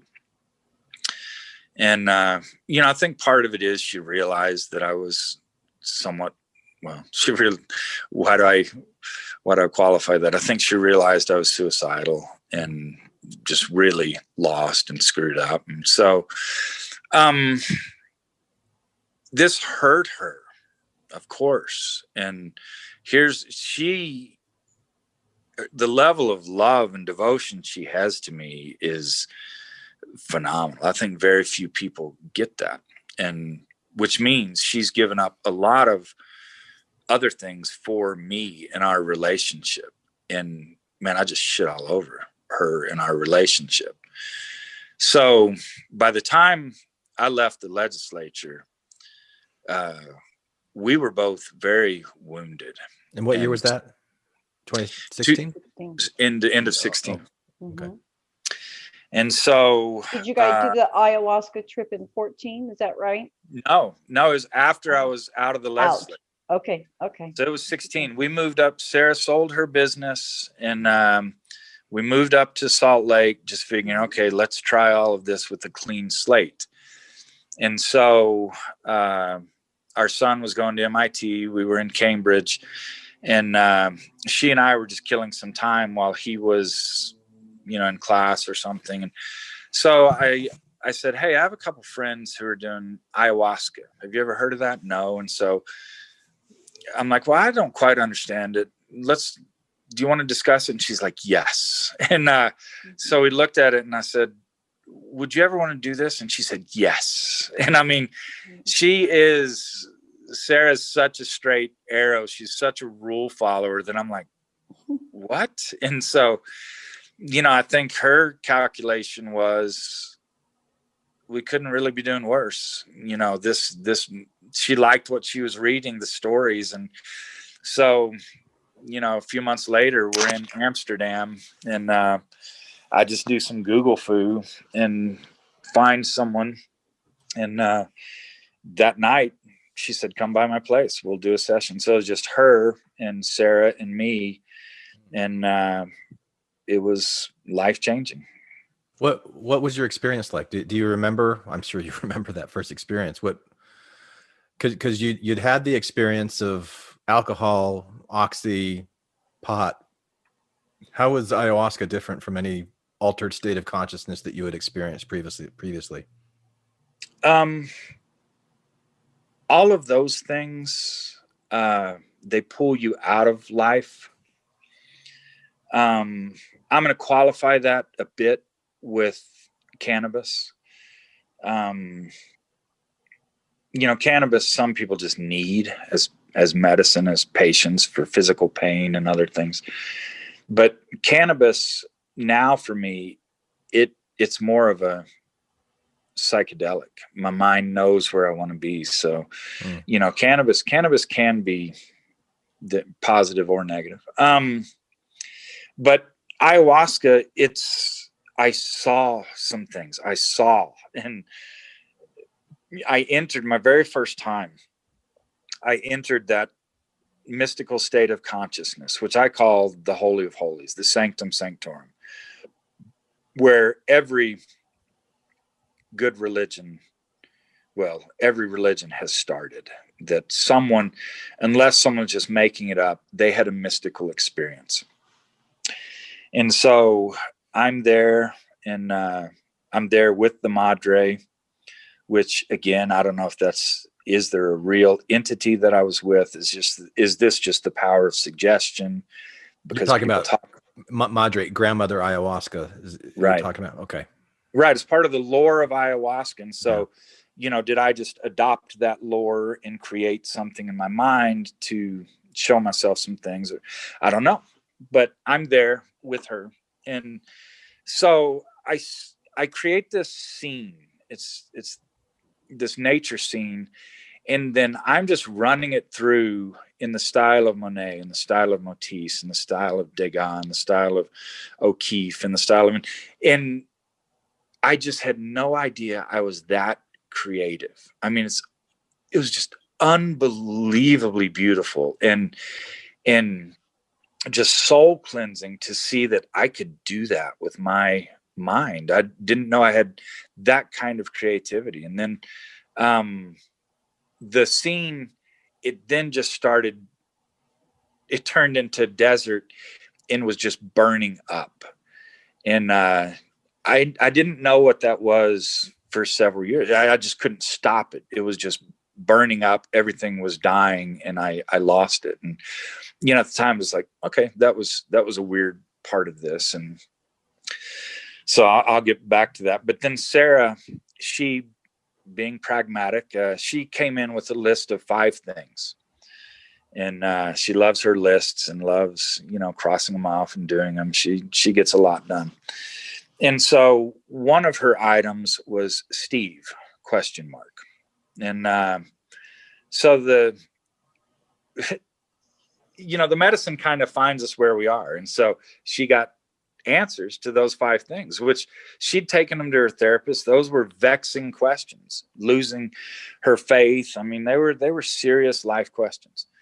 And so she wrote it down and showed me the answer she got to question Steve ? The answer was, Steve loves me as much as he can, period. It's not enough. And so at the time we both were like, yeah. I'm not she didn't say this, but we both kind of figured I'm not a complete individual. I don't have the capacity to love her as much as she wants to be loved, as much as she should be loved. What I think neither of us realized at the time is I couldn't love anyone fully. And so we're like, okay, what has to do with your example with your father kind of being absent. You didn't see somebody maybe doing that so that you know how to replicate that, do you think? Probably. I mean, I had some, I mean, people who I loved, they weren't there for me as a kid. Right. And so, you know, again, people who I love, they scare the fuck out of me. And so Sarah and I figured, okay, Steve, question mark, you know, that I love her as much as I can, but it's not enough. And so we would talk about, because she was super wounded at this point. She had kind of brought the ship into port. You know, we finished the legislative stuff without blowing up publicly, without our family blowing up in headlines and in a blaze of glory. And so she, at that point, after completing a hellacious task, she's like, I'm tired, I'm hurt. And she had 2 down years where she didn't know what to do to heal. And we were just, okay, what do we do? You know, I'm getting healthier. What does it mean for us? What should we do with our relationship? Kids are largely gone. What do we do? And so that's part of the journey of the medicine, is just realizing, I mean, me becoming whole, realizing that I don't love anyone, haven't loved anyone fiercely, wholly, that I've only loved partially. So that came in an ayahuasca session and mushroom session. And I'm just sobbing, realizing I don't know what it means to love. I've never fiercely loved anyone. And so I integrate all of these experiences with Sarah. And so she reminded me, she said, do you remember what I got in my first one? That Steve loves me as much as he can. It's not enough. And we realized, oh, I just don't know how to love. What does this mean? So just trying to learn to love more. And then, you know, had a ceremony that just was off the hook. It was crazy. It was just, well, I'll go ahead and tell you. It was just like 8 hours of nonstop sex in my mind. And so then I purged, then I threw up. And I think at that point, my brain changed. That the wiring changed, that I realized, oh, wow, I have been misinterpreting things. I mistake sex for connectivity. And what I subsequently learned is for intimacy, that I want intimacy with people. And, you know, women who love me, it's like, okay, so when do we have sex? What does this mean? You know, because again, it's not seeing women, it's a shallowness. It's like, because that's what I was saying to Sarah after this. I'm like, you know, I think I really connect with women, but there's this thing that gets in the way. And so she said, Steve, you connect with humans. She said, you just do. And with men, it's just not an issue. It doesn't come down to sex. You're just super affectionate. I mean, all my friends, I kiss them, I grope them, you know, we just love each other fiercely, and it's no big deal. But there's this barrier with women, like, well, do we have sex now? Because isn't that the point of women, right? I mean, they're the womb, and so I was just denying the divinity of women who I loved, who wanted to be close to me. And so, you know, and Sarah and I just are having these great communications where I'm talking about the 2 women that I had these affairs with, that I mourned them. I'm really sad that I still could have had this lifelong relationship with 2 wonderful women, but I fucked it up because I came incomplete, misconstruing what things could have been, what they should have been. And so I denied myself real connection, real intimacy. So I'm covering a lot of ground in a short amount of time here.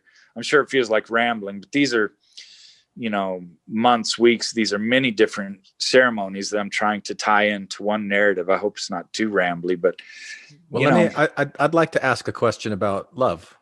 So, yeah. So what did you learn about what it means to love and what it means to have true intimacy? And you don't have to give me the Dallin Oaks 3-point list, but something close to that. Like what does it mean to love? So I'll tell you a story involving Christine Sinquist. All right. So when I got out of the legislature, I was on a board that dealt with restaurants, and it dealt with alcohol. And the legislature was passing an alcohol reform bill. Now, the reason they were doing it is because they had this thing that you couldn't see people mix drinks because that was going to corrupt the youth of Athens. And so that was called the Zion Curtain. And they were getting a lot. The church moves when it is embarrassed. And so it didn't like that everyone was calling this the Zion Curtain. It had to end that. So that's the reason it wanted to reform the alcohol laws. And, you know, as much as I say I love the church, love what it did for me, love people who are in the church and people who have graduated the church, in the political arena, and I think this is largely because of Marty, you cannot believe a word it says. It is the most dishonest player on Capitol Hill. And so what I realized is it was feeling pressure and it needed to move. And so the leader of our group, dear friend, she was sitting at the table with them, believing what they were saying, that they were going to fix it later. They were going to do this, that, and the other. And so I'm just pulling my hair out. I'm like, you cannot believe a word it says. You have the advantage in this. They need the term Zion Curtain to go away. Don't capitulate. Don't give on these things for promises, because they're not going to deliver on those. Those aren't promises. Those are lies. And so I was in DC when this is kind of going through the House. And so she said to me, you know, I called her, said, don't. And so she said, Steve, why do you think you're the only person who gets this? And so I said, well, I do think I'm the only person on the planet who has shoved a bill down the church's throat. I said, I do know some things here. And so, you know, that just escalated. And so, you know, I'm basically like, look, I love you, but to hell with this, man. I can't do it. And so I got off that board, and I'm so ashamed of that, because she was in the trenches doing her best.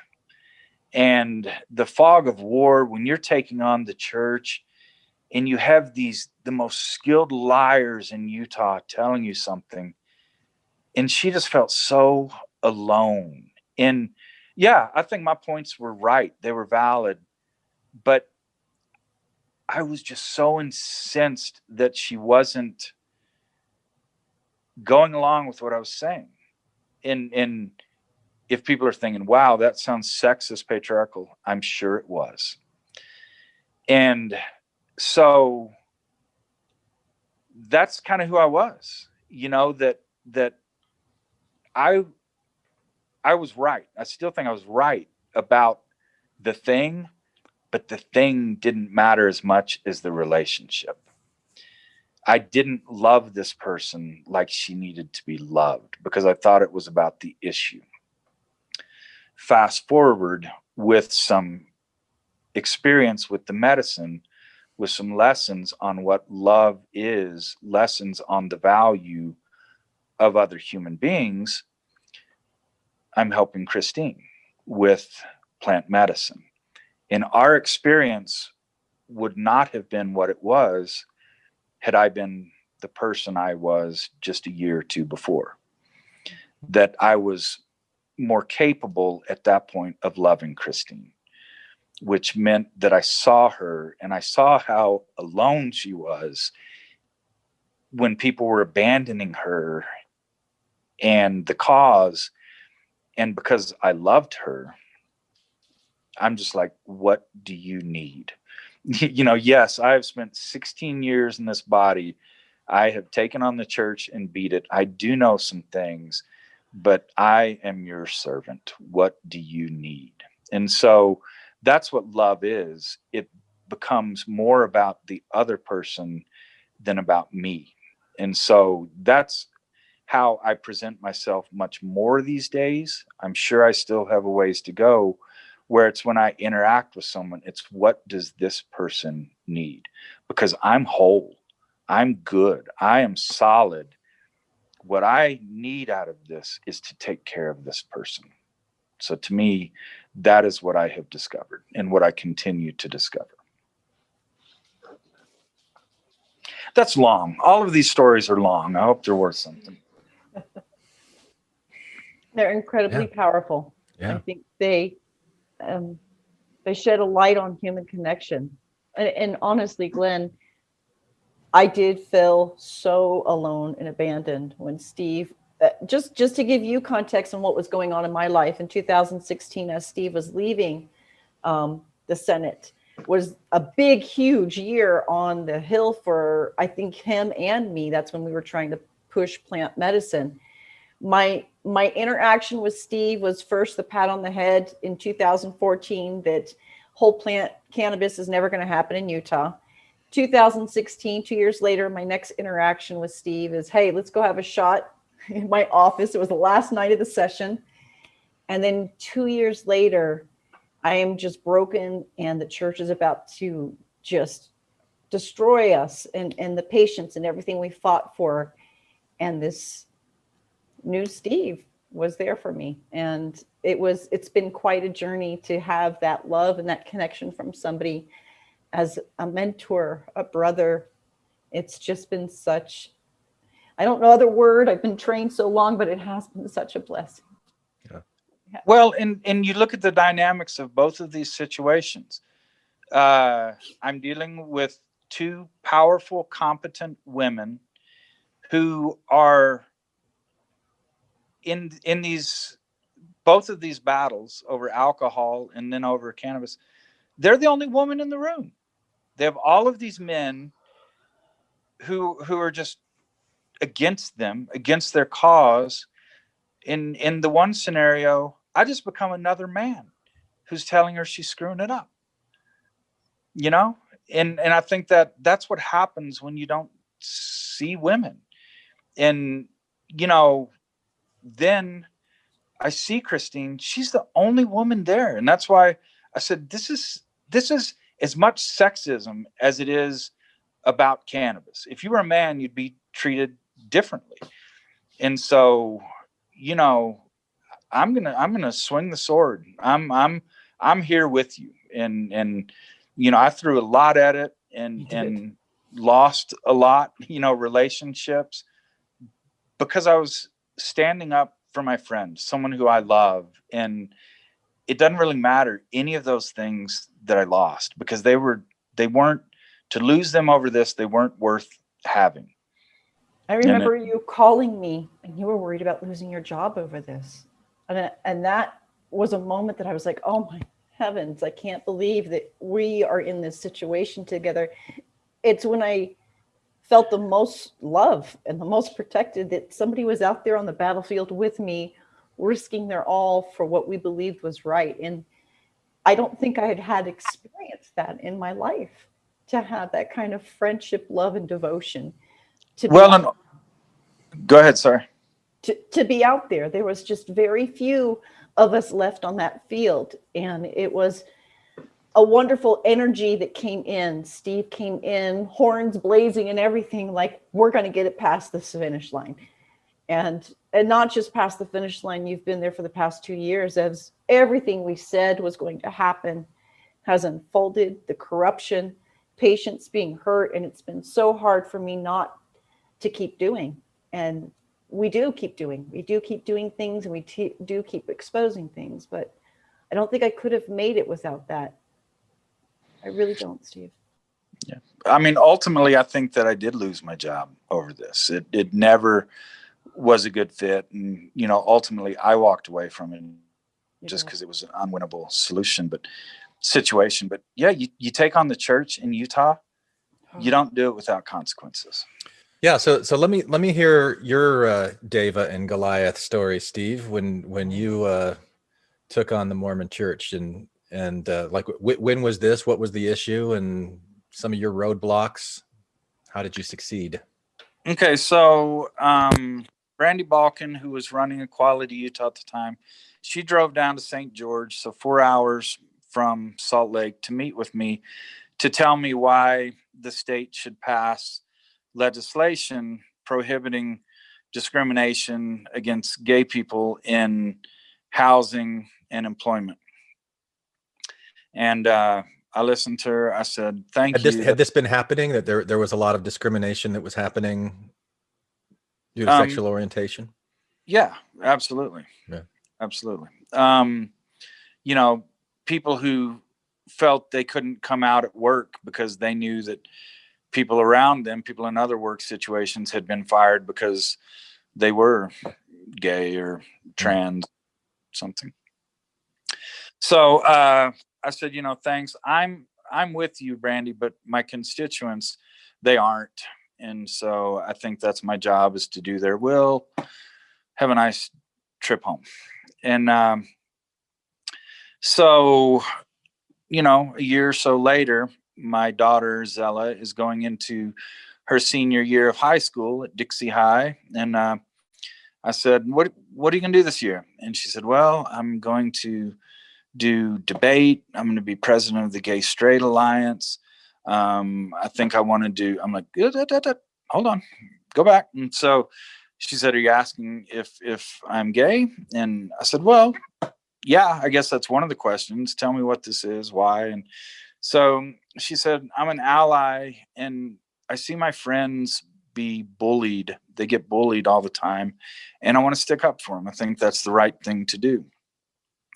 And I said, God bless you. You've always had this sense of justice. You've always been a warrior for the underdog. I love that. Do you need to be president? Because that's going to give me some grief in politics. I said, if you do need to be president to make this happen, that's great, because I love you so much more than this temporary gig. But if you don't need to be president, that's great too. And so she said, okay, I'll think about that. And so I tell that story to some people, and they're going, God, what an asshole father. No, we're a political family. And so, that conversation, we've talked about it, that wasn't offensive to her at all. This is how political families do it. And so she came back to me a couple days later. She said, I'm going to be president.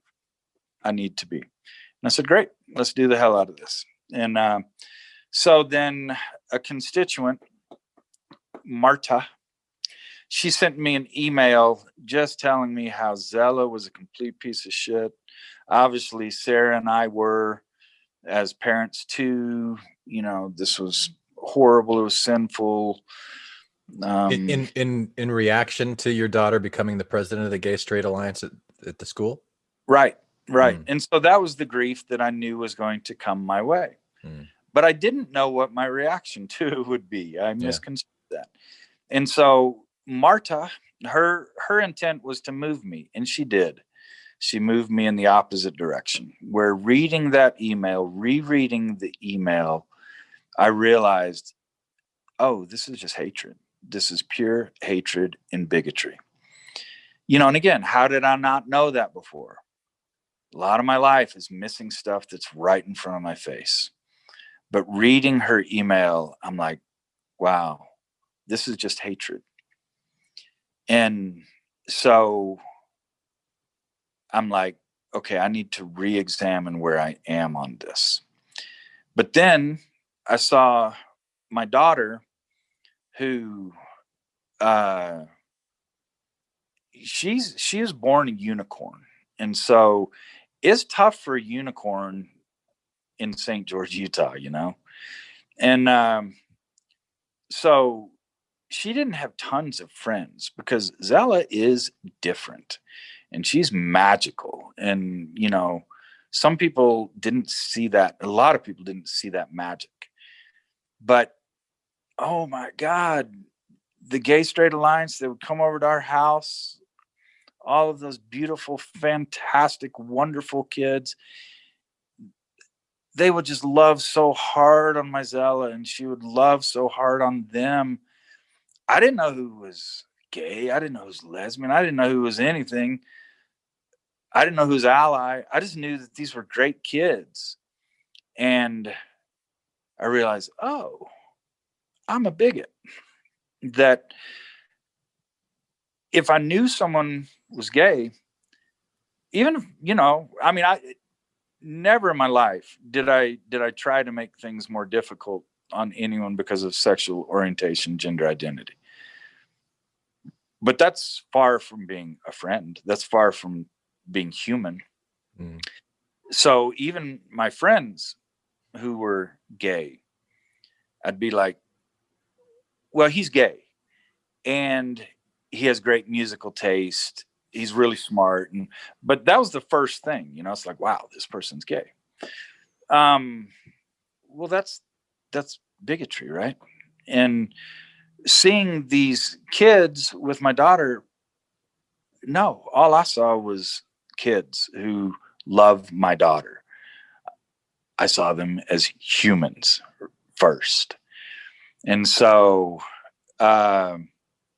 2013, during the session, Brandy Balkan, Equality Utah, came to me kind of desperate.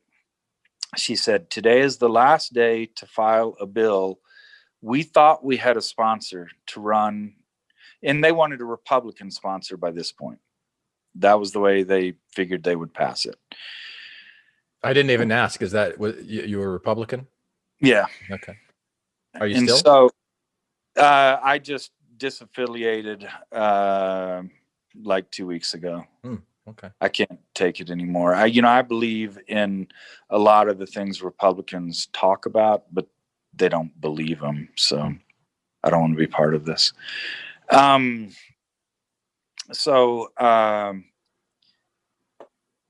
She said, we thought we had a Republican sponsor. He backed out. Will you run the bill? I said, absolutely. And so that was the extent of our conversation. I said, I will. I don't know a thing about it, Brandy. I'm going to use all the wrong words. You're going to have to get me up to speed. She said, I'd love to do it. And so that was the ride of a lifetime. That is, so that was before I found plant medicine, but that really was life-changing to me.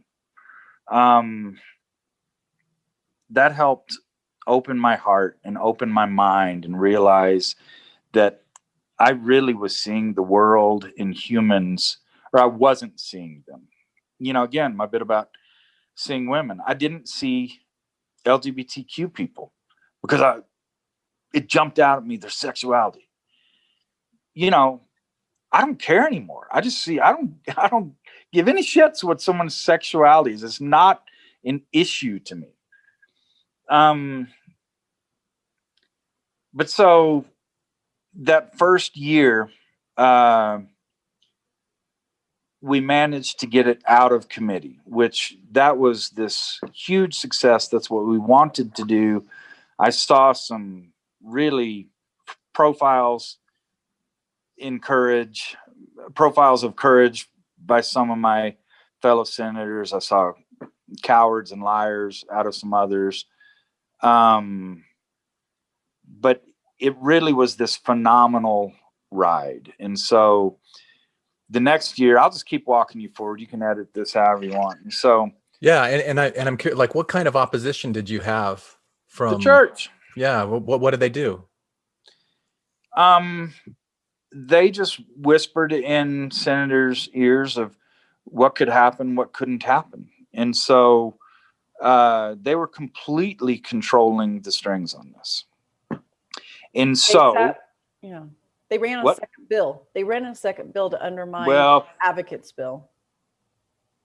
We're not there yet. Okay, sorry. We're not there yet. So okay. I was kind of playing by their rules because that's what everyone did up to that point. Yeah. You can't take on the church. You can't call it a liar. You can't. So 2014, that's where Judge Bob Shelby, the extraordinary, brilliant Bob Shelby, wrote his opinion on Kitchen v. Herbert. that was the first domino to fall after the Supreme Court's Defense of Marriage Act and Prop 8 opinions.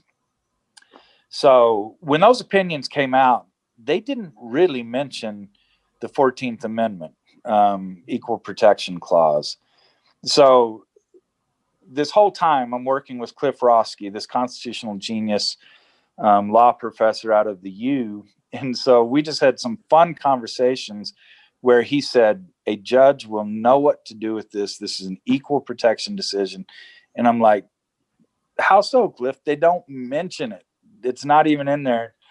So sure enough, Shelby, he saw that hook and he hung his opinion on it, saying that same-sex marriage was the law of the land in Utah. And that was the first domino that really fell after those Supreme Court cases. And Shelby authored such a great opinion. His reasoning was so solid that really helped with the subsequent cases. But that was in December.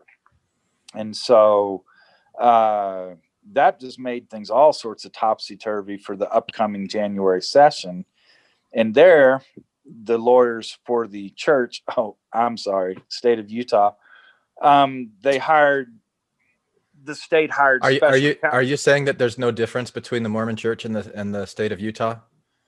No, I'm not saying that broadly. Actually, some people would be surprised at how little the church has to do with day-to-day administration of the state and most laws. But brother, when it comes to cannabis, when it comes to alcohol, when it comes to marriage, it is 100% the church. Legislators will not act unless they know they're in compliance with the church. And so, the church was scared because they put so much firepower into fighting gay marriage. And they knew that, you heard all the narratives. This was the end of the world if we had gay marriage. Yeah. And so the attorney for the special counsel that the state / church hired came in and said, look, we don't want any show of animus by things that are said. So any gay bill, you shouldn't run it. So I'm like, what the hell's a gay bill? I mean, what are you talking about? And so this was enclosed. I just have to stop you for a minute because so that you know how my mind works, Steve. You say, what is a gay bill? I go straight to those like Saturday morning Schoolhouse Rock. And I want to create a little parody of I'm just a gay bill. I'm only a gay bill. I'm only a gay bill. The wheels are turning now. I don't know if I'm going to do anything with it, but I love it. Looking magical on Capitol Hill. Oh my. But so, they weren't going to give my bill a hearing that year. And so, I knew there was no way around that. So what I did one Friday is I held a press conference right in front of the closed Senate doors, the main doors. And so I said, this is not how American democracy works. We don't blow up in the streets. We take our toughest issues to our policymaking legislative bodies and we hammer them out. We address them. We disagree fiercely in this forum.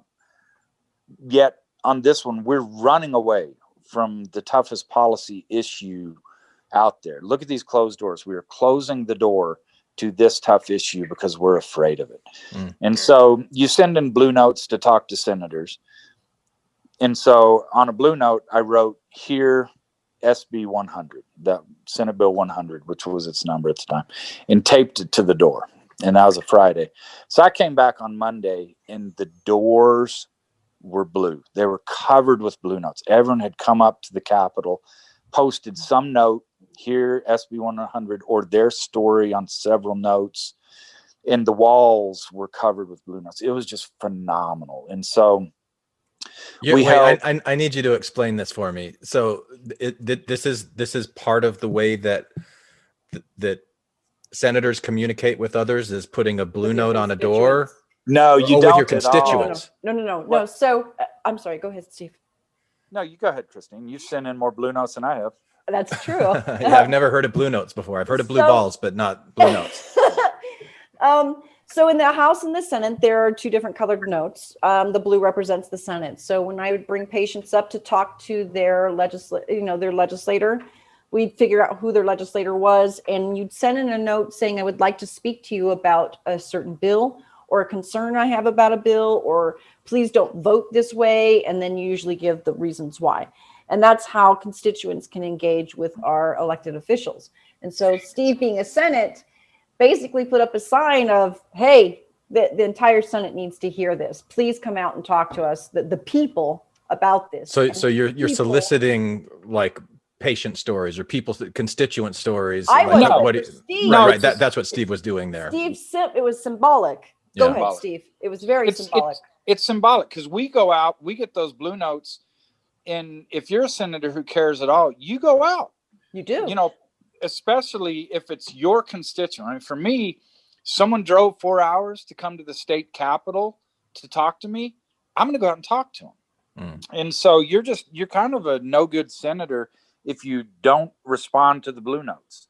And so that was my point is, here are all the blue notes in the world, and we're going to cower. We're going to hide from this issue. This is not how we operate.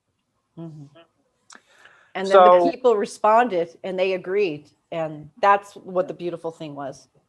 So we held a mock hearing that in the Capitol cafeteria one night, we said, come up and tell your stories. We want to hear them. And so, so I was kind of taking on the legislature at this point. And, but that's kind of always who I was. This wasn't different.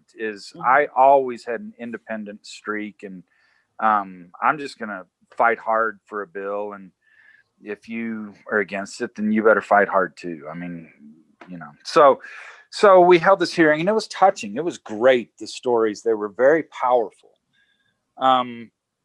But we didn't get anything to go that session because the church didn't want anything to happen. So before the 2015 session, I'm getting perfunctory calls from newspapers. And that included the New York Times, Wall Street Journal, Washington Post. I'm sure they had the responsibility, call Utah, see if anything is going to happen in this red state on LGBTQ rights. And they expected me to say, we're going to fight and but at this point, I flipped the script. The script that I'd been handed wasn't going to pass this legislation. Acting like the church wasn't behind the curtain pulling the strings was going to allow the church to stay behind the curtain and pull the strings. So what I told those reporters is I said, I have no idea. I have no control over this. And they're like, oh, is it leadership? I said, no. We have 104 legislators. None of us have any control over this. This is entirely the Mormon Church. They decide whether this bill will go forward. They decide whether it will pass. People know that their instructions are to not pass this. So if the church does nothing, it won't pass. And so those big newspapers, all three were like, are we on the record? So I'm like, yeah, we're 100% on the record. And so, they're next. So I said, here's the lobbyist for the church. Here's his phone number. Give him a call. And so ask him if I'm going to pass my bill, because he knows I don't. And so you don't know how the inner workings go. Hopefully Mormon Leaks reveals this to me at some point. But I think that played a part, because the church will only move when it's getting bad press, when it's embarrassed. Not to do the right thing in the political arena, just only when it's embarrassed, which means it wants to release pressure. It still doesn't want to do the right thing. It just wants the bad press to go away. So the second day of that session, 2015 session, I start hearing rumblings that the church is going to support my bill. Okay, this is weird. And so the next day they were going to have a press conference. So they had a press conference saying that they were supporting it. And the press release had all sorts of typos, grammatical errors. That's not how the church operates, right? So they were doing things on the fly. I don't know what those internal conversations were. So I was in Democrat Senator Jim DeBaccus's office. And let me add, this is DeBaccus's bill. This is the community's bill that my name happened to be on because they needed a Republican sponsor. So I want to,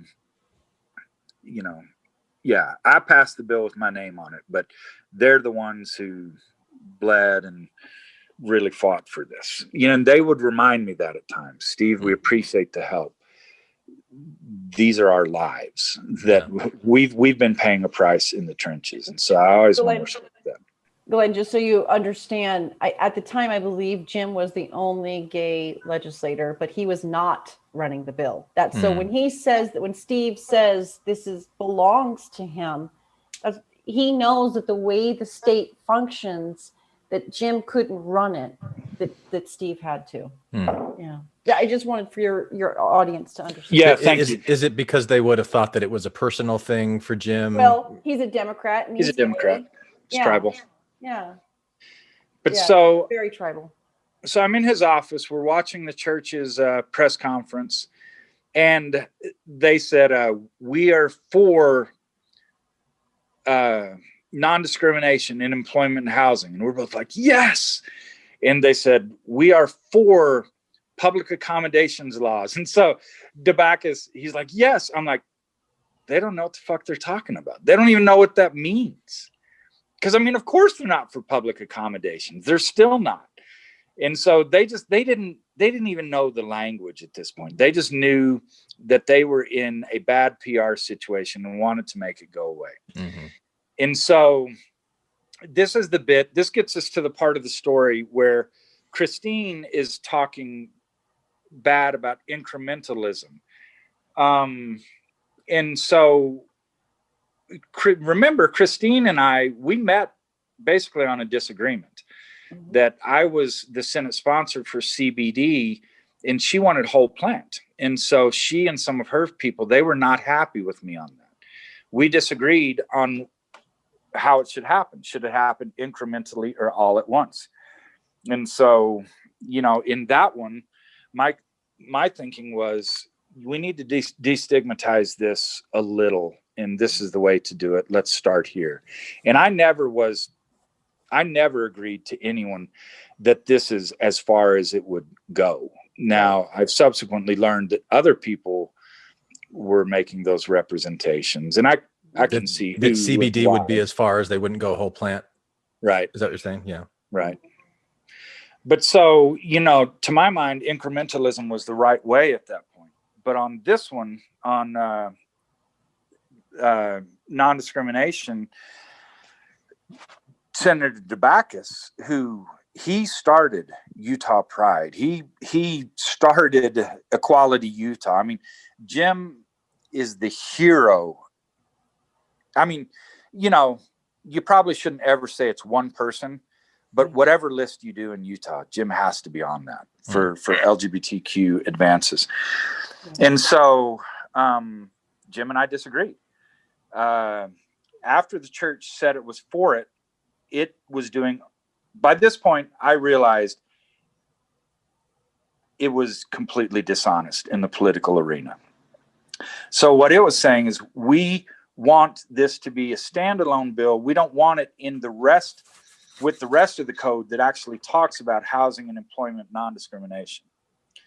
And so I was saying, no, whatever you do to us, you do to the NAACP, you do to the Anti-Defamation League. They fought more rodeos than they've been in more rodeos than we have.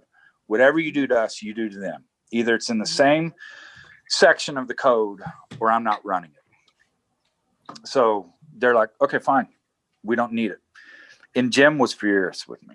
He's like, Steve, this is my life. You don't understand.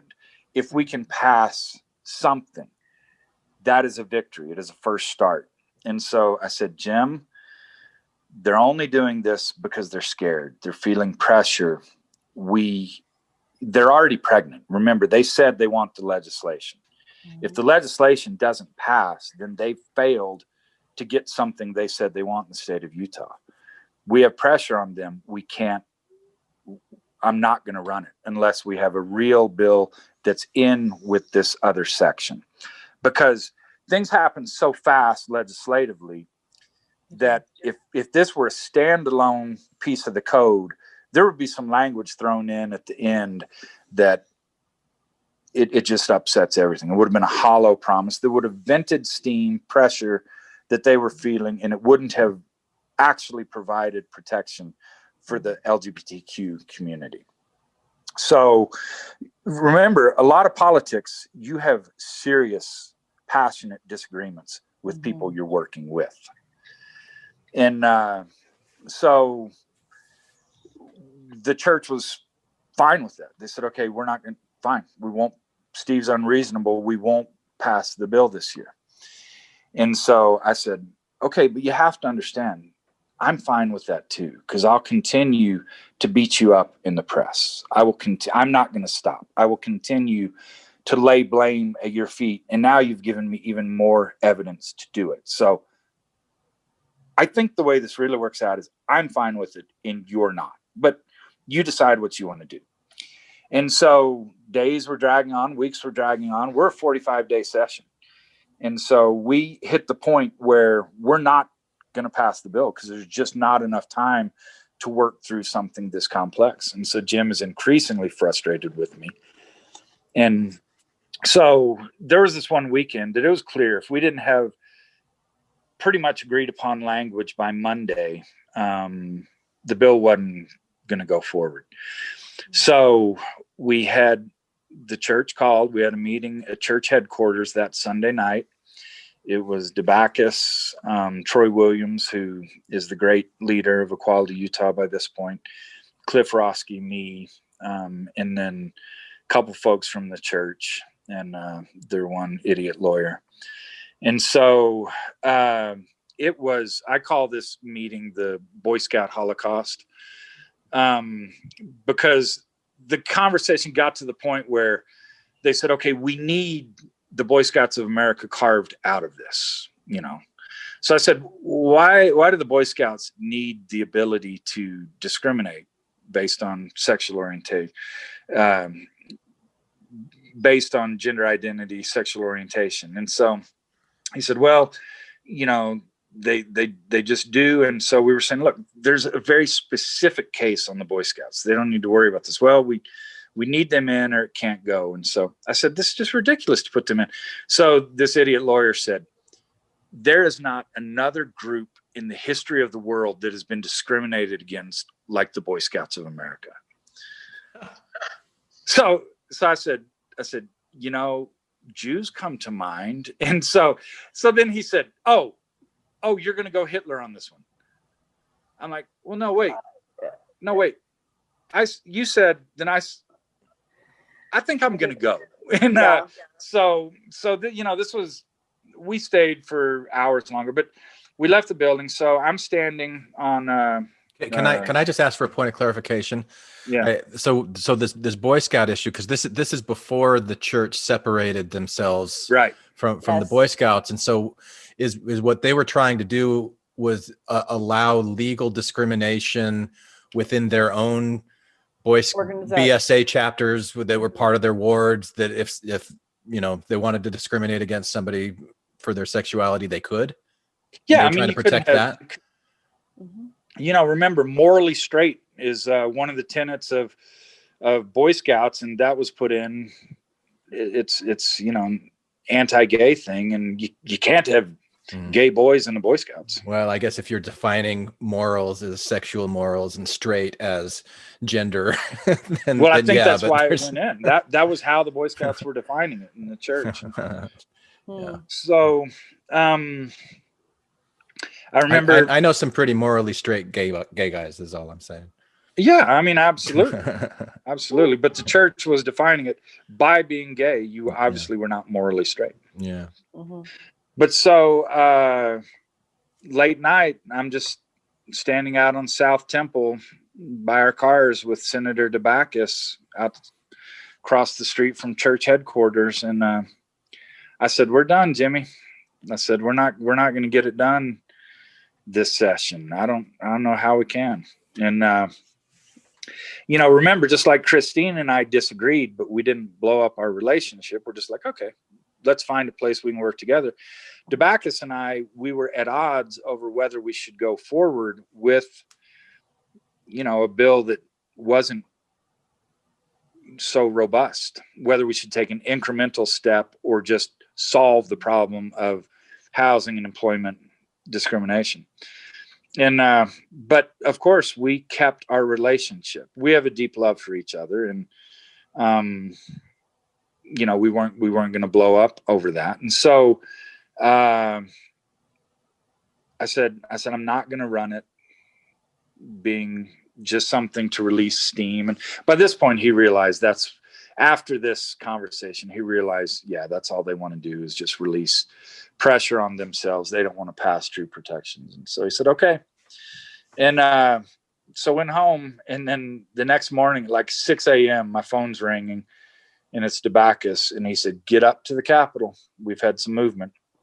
And, so sat down with that same lawyer who obviously had been muzzled a bit, and, sat down with Marty's predecessor, and they clearly had their marching orders to pass a bill, to be reasonable. And so we had conversations, and we showed them, look, if you truly want to protect, this is how you do it. And this is a responsible way to do it.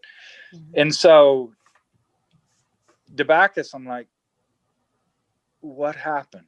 And so, I think I was right to say we want the whole thing. Yeah. But again, this is DeBacchus's bill, because if I'd been left to that, it wouldn't have passed. He worked some magic. He wouldn't tell me what his magic was. But he told me a few years later that he called Elder L. Tom Perry, and he said, you and I have always got along. I believe you when you say you want to pass a bill. Here's the situation. And so Elder Perry, I think, sent the orders. Okay, we're going to be reasonable on this. So we passed the bill. And can I ask a question? Because I remember, Christine, when we were talking about your experience, at one point you had been told, don't compromise with the church. Don't negotiate with the church. Was that Steve that told you that? And was it this experience that kind of came, or that was something completely different?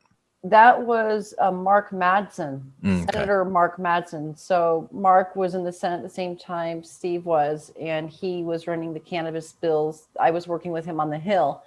And when I sat down with the church in 2018, this is the year of the initiative, they wanted to kill the initiative. This was in June. I had told them we already qualified. Everybody gets a chance to vote on it now. That's not the stage of the game that we're at. And they wanted, they spelled out exactly, they sent me an email and spelled out exactly what they were going to do. My only person that I had dealt with the church in that moment that I had known was Mark.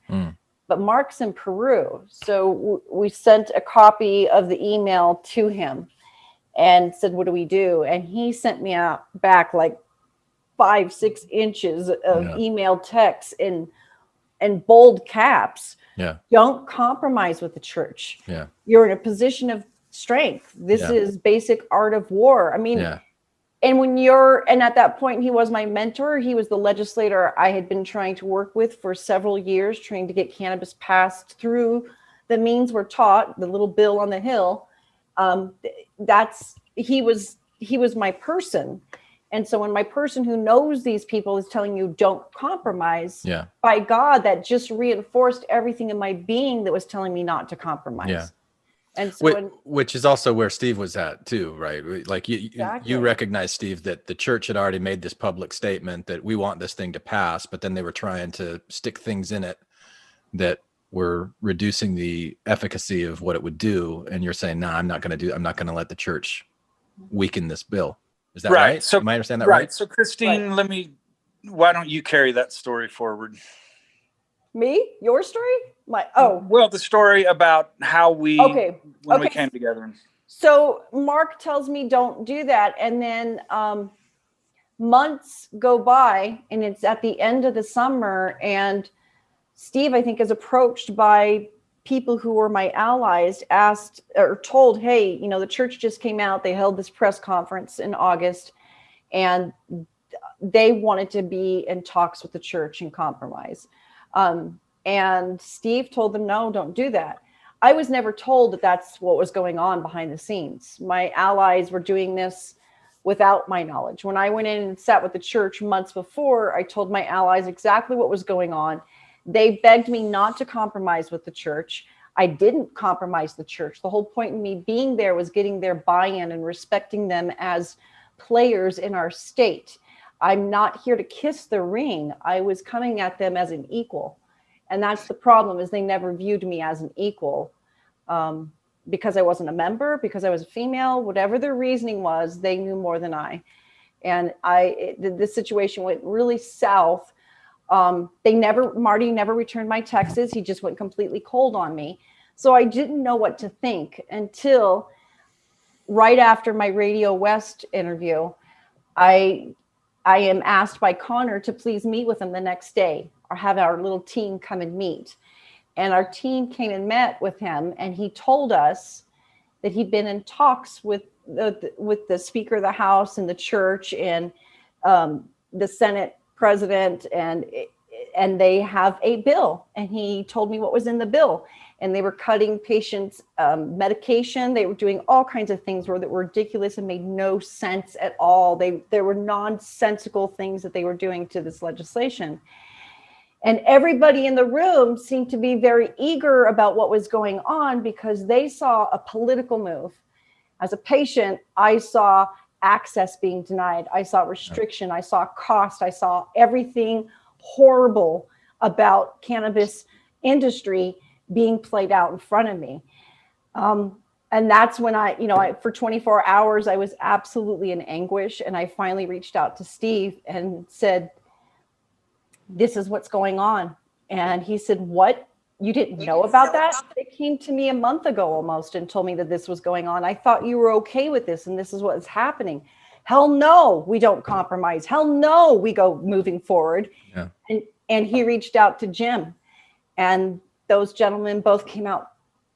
They came out swinging, because at this point, I had been hiding from the public that my health was deteriorating. The stress of doing the advocacy from 2012, 2011, when I started on Facebook, to then 2018, I was exhausted. I was losing allies who were jumping ship because they saw political expedience was the best route to go, the incremental steps. And I'm standing in a different place, a different perspective. I'm trying to stand in a place of what is right.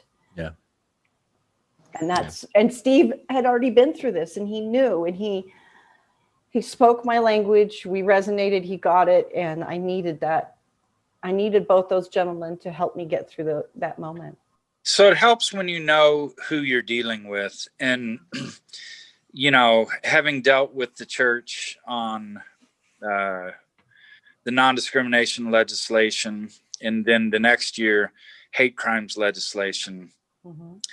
I knew it very well in the political arena, and I knew that it was the most dishonest player on Capitol Hill.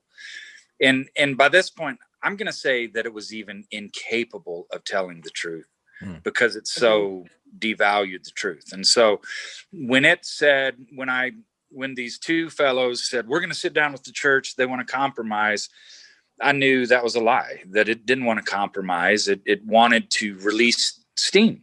Mm-hmm. And so I told them, I said, you guys, if you go in and agree that the table should be round, they're going to hold up a piece of paper and say, we've reached a compromise. You don't need to vote for this initiative. And because it was clear the proposition was going to sail through at this point, no matter what. Mm-hmm. And so they're like, oh no, the church can kill it. I'm like, there's no way the church is going to kill it unless we go in and help them swing the axe. And that's all they want you to do. Now, I thought those two guys were just being naive and foolish, but, you know, they both got rich off this since then. So who knows, maybe they're geniuses. But so I told Christine, I said, I'm happy to help, but you know, if you're going to go and sit down with the church as part of these compromise discussions, then there's nothing I can do for you, because I think you've already lost at that point. So if that's your call, great, but I don't have anything to offer at that point. And so, you know, we did speak the same language on that, and thank heavens, you know, she didn't sit down with them, because I don't think she would have been effective at that point. And a lot of her great work was carrying Prop 2 barely over the finish line, because it really was the church's best tool to say, because Utah, we love compromise. We hate division and anger. So we've all agreed, both sides have agreed, there's a better way than the proposition. You don't need to vote for the proposition. And so had Christine been in those negotiations, she just looked like she didn't get her way and was just sour grapes. But having always been outside of that and not being a puppet or a shill, she was able to carry it across the finish line, but then also has done a lot of very significant work after the fact of pointing out, these are the problems. These are the things that will prevent it from working. And she's done a lot of great work to improve it since it got hijacked by the legislature, and she will continue to do great work. Yeah. Well, did I hijack your story? Sorry, about no. when I asked that question, you were talking about you and Jim. You'd come in on the Monday. Jim made the call to L. Tom Perry. The church was saying, yeah, we're going to move forward with the bill being passed. Is there more to wrapping up that? I mean, of course there are more details, but no, that was it. You know, okay. It's exactly like I had told the New York Times, Washington Post, and Wall Street Journal. If the church wants this legislation, it will pass. And so I didn't pass a bill. The church passed the bill. What I did is I made sure that it was a good bill. And so we had a lot of wrangling, and thank God we had the NAACP and Anti-Defamation League at that point watching the bill with us, providing great input. And the church at that point, it had to do the responsible, honest thing and pass meaningful legislation. Yeah. And it was a huge victory. The church did not, you know, they didn't want this to happen. No matter what narrative they spin, they were dragged to this point, kicking and screaming. Then we all held up the bill and celebrated, look what we have done. Yeah. You know, part of that we was forced to do it. But they did try to undermine it with a second bill, didn't they? That's where we got the religious freedom. Or am I confusing? Oh my God. Yeah. Unbelievable. So the bill that we passed was 296. Yep. And so the whole time, Jim and I, even after, you know, we agreed we're going to pass the bill, we're like, we kind of feel like there's another script out there that we don't have. Is there another bill out there? Is anything going on? And so, you know, the guy who's now Senate President, Senator Stuart Adams, he's like, no, there's no bill. And he actually was, to my knowledge, there's only one bill in the history of Utah that has two actual sponsors. And that was 296, because I needed an adult chaperone on that bill. So you have bills with sponsors and co-sponsors, but this is the only one I'm aware of where you have two actual sponsors. So here's my partner. Here's my buddy on 296. I'm like, hey, buddy, feels like there's something else out there. No, nothing. No. And then when the language hits on 297, so this is how numbers work. 296, the bill right after, it's 297. So obviously, you know, they were done in conjunction. Here's a bill saying that clerks, if they have religious objections, county clerks, they don't have to marry gay people. We're like, what the fuck? What have we been talking about all this whole time? How does this not relate to what we've done? So at that point, you know, Jim and I were like, okay, to hell with you. We're not passing you guys are so dishonest. So dishonest. You can't even answer an honest question if another bill's out there. You don't incorporate us. And by this point, we look stupid to the human rights campaign, to all of the national gay rights organizations. They're like, you guys are so stupid for thinking you could trust the Mormon church. What happened with 297? Well, so at this did point, pass? we're like, well, the part of the story where I am, Jim and I, we pulled the plug at Quality Utah. We're like, we don't want any of it. We don't trust you. You made us look stupid to all the national organizations, to the community. To hell with you. And so then they're like, oh, no. Well, we meant to talk with you. Let's talk now. So we actually made 297 a pretty good bill, and we passed them both. 297, where that ended up is if someone has sincerely held religious beliefs that won't allow them to do it, they need to make sure someone in the office will perform the wedding. Oh, okay. So they can kind of exclude themselves. I don't know if there's a word for that. But it wasn't that way. Exonerate themselves, but somebody else could come in and do it. So it's not preventing the people from getting married. Right. Yeah, what Christine's saying at first. Yeah. It wasn't. Yeah. It wasn't. Government wasn't going to help you with your marriage. Yeah. That's when we had that other clerk, and I don't know, somewhere down south, who was, refusing to marry. That was the same year. Yeah. I don't know if you guys remember that national Can you? story. Yeah. In Kentucky. Kentucky. That was Kentucky. That was Kentucky. Tara something. Yep.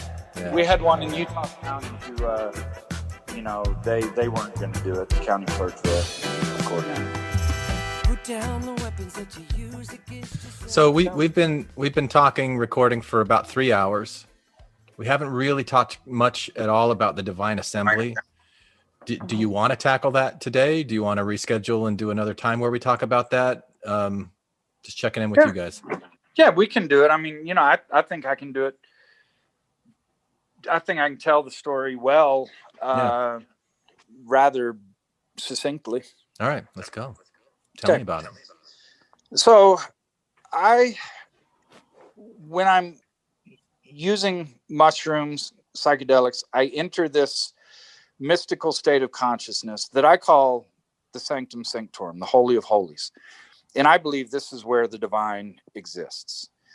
And so enter that space and really become one with the universe, receive these tremendous insights into myself, the world around me, a lot of healing. And so I'm thinking, wow, this is as profound an experience as anyone walking the earth has ever had, spiritually speaking. But then I realized, well, other people in the ceremony, they're having similar experiences. So these are experiences that are accessible to everyone. And it's really making me pause. I spent a lifetime in a religion, doing all of the things that religion dictates. I've never in that context have I had experiences remotely approaching this. This is so much more profound than what I got from that setting. How is this not religion? And so then I'm thinking back to my dear friend Cliff Roski, who I've been talking about, the lawyer who helped with the equality fight. And remember, a big part of this equality fight is we're fighting against God, registered trademark, we're fighting against Mormon God. And so Mormon God is swinging some incredible weaponry in the public arena through the First Amendment and the Religious Freedom Restoration Act, saying people don't have to bake cakes, they don't have to prepare flowers, they just don't have to serve, they don't have to do anything with same-sex marriages. And so Cliff and I became expert. He probably already was, but we became expert at First Amendment Religious Freedom Restoration Act. And so I'm thinking, wow, these are profound religious experiences. Religion protects these kinds of experiences. There really should be religion to protect this. So I told this to Sarah, and she's like, no, please, no. We just escaped a religion. Please, no. And I'm telling my friends, ex-Mormons, and they're like, no, please no. And so, with them, and I love that, because that was my first instinct too. I'm like, no. But then we're talking it through. Okay, what could good religion be that, doesn't just suck the spirituality and autonomy out of people, but allows for worship? And so we think we've put that together with the Divine Assembly. I ran it by this attorney, this law professor, Cliff Roski.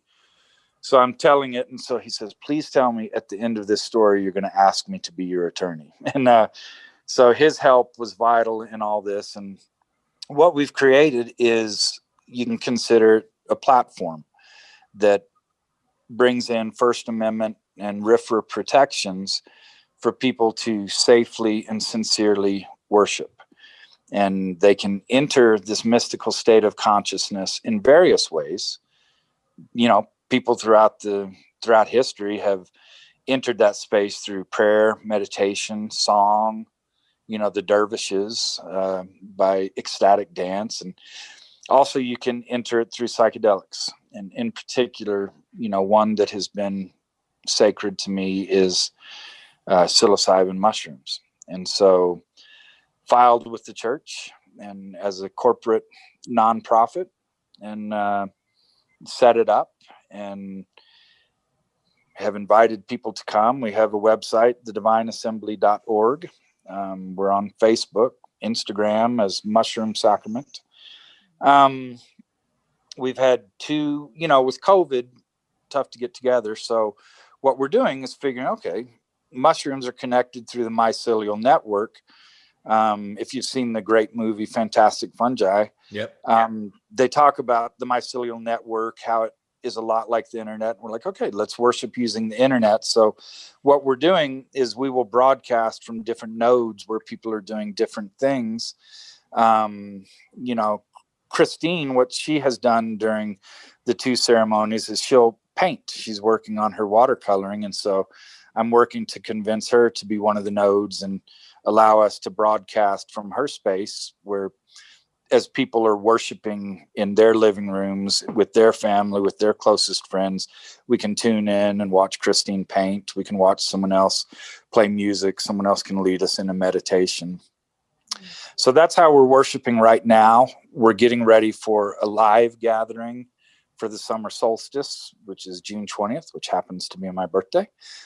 So June 2021, go out in the desert and have worship ceremony there with lots of music and lots of talks, lots of community. So that's part of what we're after, is allowing people to worship. Our one tenet is that people can commune directly with the divine and receive guidance for their lives. So when you have that as one tenet, why do you need any other tenets? If you can receive direct guidance from the divine, why do you care what I think? What do you care how I tell you a life is well lived? Let's build each other through testimony, through shared stories, through integration. But whatever my experiences are, they're authoritative to me, but they shouldn't really mean that much to you. Same with your experiences. I'm interested in them, but whatever you encountered of the divine, I don't have to believe that. I don't have to believe that's reality. Hopefully I believe, yeah, Glenn had a great experience. Christine had a great experience. That meant something to them. And I'm glad they got something out of it. That was cool, but I don't happen to believe that God is a giant squid, or whatever it was that gave you that message. That's just how the universe presented to you and was teaching you at that moment. So when did you found the church? Was it in 2020? Yeah, did it in June and July. And it's funny how the world works. So I was working with the University of Utah, and again, I do think that battling the church so publicly on cannabis, I think that hurt me there big time. So it wasn't that great a fit, and plus I was doing global stuff for the institution. It's not global.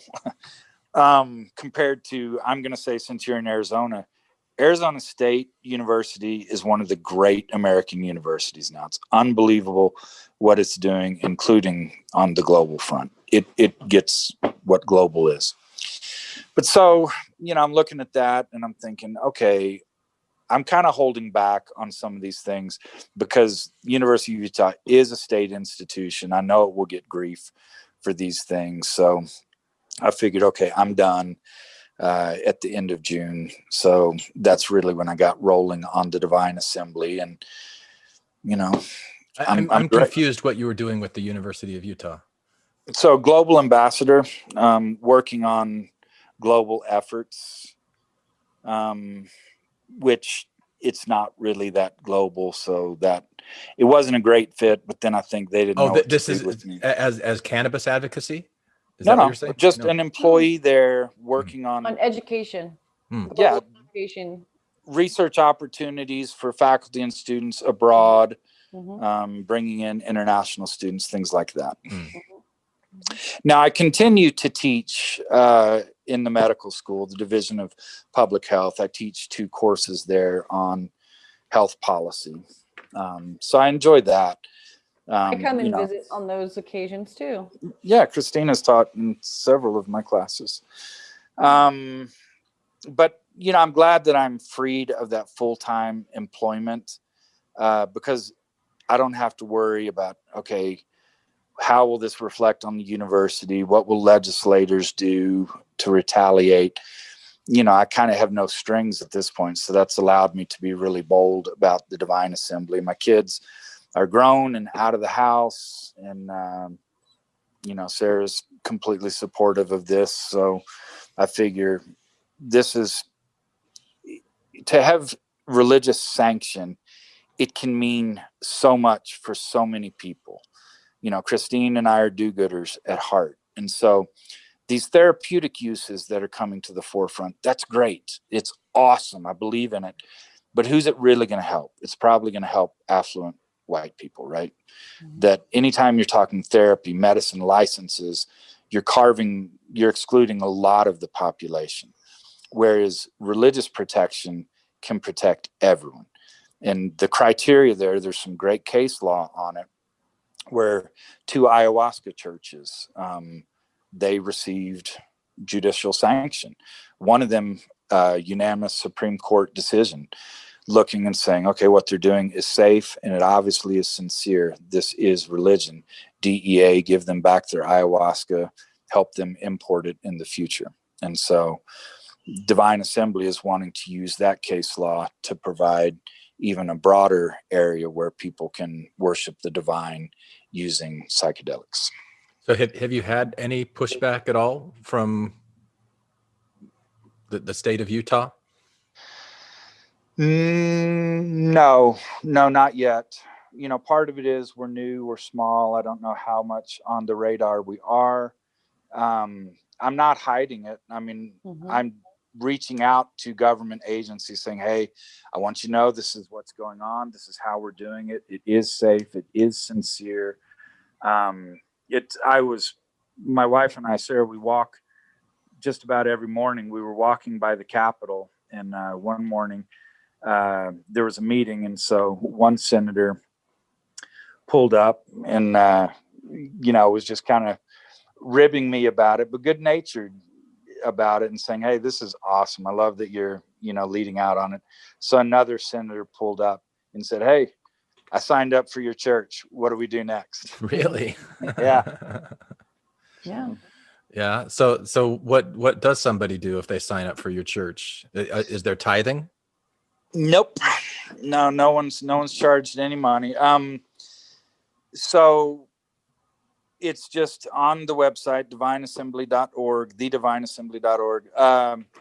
Just name and email, and then they're a member. I think we're born authorized. We're born with permission, so they don't need any kind of blessing or setting apart. They just affiliate, and then they get the legal protection if they're safe and sincere. So the church is promoting safety, sincerity. Any individual user law enforcement look to see, are they being safe? Are they being sincere? Yeah. So even the bit about name and email, if people are nervous about that, now case law, freedom of association, those lists the police could never get, they could never require. But taking on a new name is a venerable religious tradition. So if someone wanted to make up a name and create an email account, that's fine too. Mm. Could you make up a name and an email for someone who is dead? I'm just making a joke about the doing proxy. Wow, we might need to think about it. Please don't. You do ceremonies for and on behalf of blank who is dead. I'm often game for bad ideas. Yeah. So how many members do you have at this point? We're at about 500 now. And of those 500, how many of them actually interact with each other as part of a larger group or organization? How many of them are just individually doing what they do? I'm going to say a lot more than 500. I'm just blown away by how many people participate in our ceremonies. We have lots and lots and lots of people tuning in, and some of those are going to be by themselves. Christine, I think you've been by yourself painting both times. My wife and some daughters have been home. They've attended just doing jigsaw puzzles. That's how they choose to worship. But then other nodes, people are saying that, they'll have 6, 8, 10 people there and tell me stories about what they did during the ceremony. So I don't know what it averages out to per node, as we're calling them, but I think we have a lot of people who are attending this. And when we get further developed, when we meet in person, I think our numbers are, not that it matters, but I think they're going to go up significantly. Agreed. So how do you justify that this is a religion? I mean, great question. What is religion, right? It's something that someone sincerely believes. And so the funny thing is, legally, it's the spiritual giants at the Internal Revenue Service and the Drug Enforcement Agency that have a big say in determining whether something is a religion. And so they look to see, do you have a place where you meet? Do you have doctrine? Do you train clergy? Do you proselytize? All of those things. Courts, what they're really looking at is, what is someone doing? Is this changing someone's life? And so the best I can, the most straightforward answer I can give you is tell you what these 2 ayahuasca courts were looking at. And again, one being the United States Supreme Court, the other is an Oregon United States District Court. They look to see what the behavior of the individuals is. And in both cases, they found people, these were both Brazilian sects that they had adopted. They looked to see, what were the people doing before they joined? What are they doing after they joined? And now remember, if you don't want to bake a cake for someone and say it's your sincerely held religious belief, they're just going to take your word for it. But if you want to use a Schedule 1 controlled substance, they're going to do a cavity search. So they look to see, what other substances are the people using? How often do they worship? What is their worship like? In one of the cases, someone even learned Portuguese to better participate and learn the songs in Portuguese. So what they saw is people whose lives were governed around this. So you can kind of see this, right? People join a religion and their behavior changes. It should, right? That's why we do this. So what I tell people is, what I do is and this comes from my friend Giancarlo, my guide, as he was telling me that, some of my past beliefs no longer served me. Afterwards, when I'm telling him the experience, he's just so colorful and wonderful. He's just, imagine, he's not holding any paper, but he's flipping pages, and he's just like going along like he's reading, and he's just disgusted with what he's reading, and he's ripping up the pages, wadding them up and throwing them away. So I said, what on earth are you doing? And he said, I'm just looking at the contract you've been living by. He said, someone else wrote it, and that contract is not yours. I'm going to invite you to really write up a new contract. And so that's what I would show a court. If they wanted to ask about my life, how it's different, then I would say, here are the things that I will do. Here are the things that I won't do. Here are the values that govern my life. This is my creed. This is my religious philosophy. Now, remember, I'm against top-down hierarchical dogma. I've had enough of it. I don't need Dallin Oaks to tell me how to run my life. I don't need to tell anyone how to run their life. If I'm your religious shaman, man, you're doing something wrong. And so what I do is I invite people to create their own contract. What is important to them? If they decide that they're going to enter this mystical state of consciousness, what have they learned there? What are the insights? And so, my contract is constantly changing as I learn new insights. But this is my doctrine for Steve. Mm-hmm. These are the lessons that I've learned, through this call today, through this podcast. I've seen one or two things differently. I'm going to alter my contract, and that is my doctrine. That is my religion. And so I'm sure courts will say, well, you can't, this isn't a religion. You can't let people create their own doctrine, their own guidepost. Well, that's what I'm doing. And yes, it is not puritanical. It is not how other churches do it, but this is how we're doing it. And we're laying out the case of why this is religion. Yeah. So one of the horrible thoughts that just popped into my head was Ron and Dan Lafferty, and that whole story about what was that book, the Krakauer book, Under the Banner of Heaven. Under the Banner of Heaven. Yeah, these guys who, as fundamentalist Mormons, they believed that God was telling them that they needed to kill their sister-in-law, and they went on this, murder spree and sort of thing. What if something like that happened? Let's say her name, Erica Wright. Okay. Erica. People always say the Lafferty's rights. We always remember the killers we've made famous. Mm-hmm. We don't remember the victims. Yeah. Yeah. So if you had a node of the Divine Assembly, and there were people who are getting together and they're in this altered state, and they start getting some wonky messages and start feeling like, oh, this is that God's telling us to do this or that, or steal cars, or like other things like that, how would that reflect upon the church? And are there any kind of protections put in place to avoid those kinds of things? Yeah, and let me correct myself. They killed Brenda and Erica Lafferty. I know Brenda's sister. I know Erica's aunt. Erica was the infant? Erica was a year old. Yeah. Mm-hmm. So I ran a bill to repeal the death penalty. And so the sister, the aunt, she was my constituent. She was the first call I made saying, hey, I'm thinking of something crazy. I want your opinion. And so, by the way, she said, run it. She said, this has been a hollow and cruel promise that the state made to us. We have not had a chance to heal and to move on. So she's a big advocate for repealing the death penalty.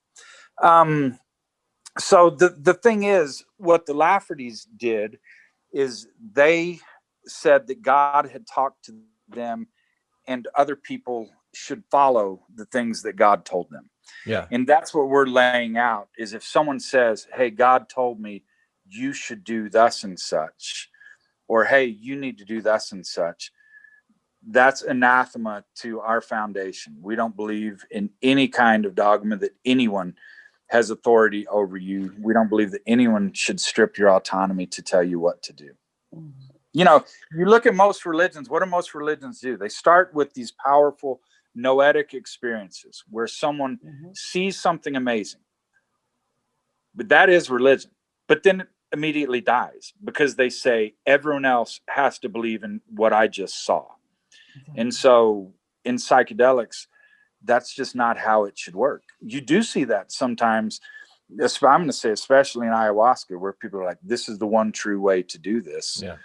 There's not one true way to do this stuff. And so, what we're saying is, look, you are autonomous. Don't believe that other people tell you how to run your life. Figure out how to run your own life. Let's have a lot of help in that, guidance, but you are an autonomous being.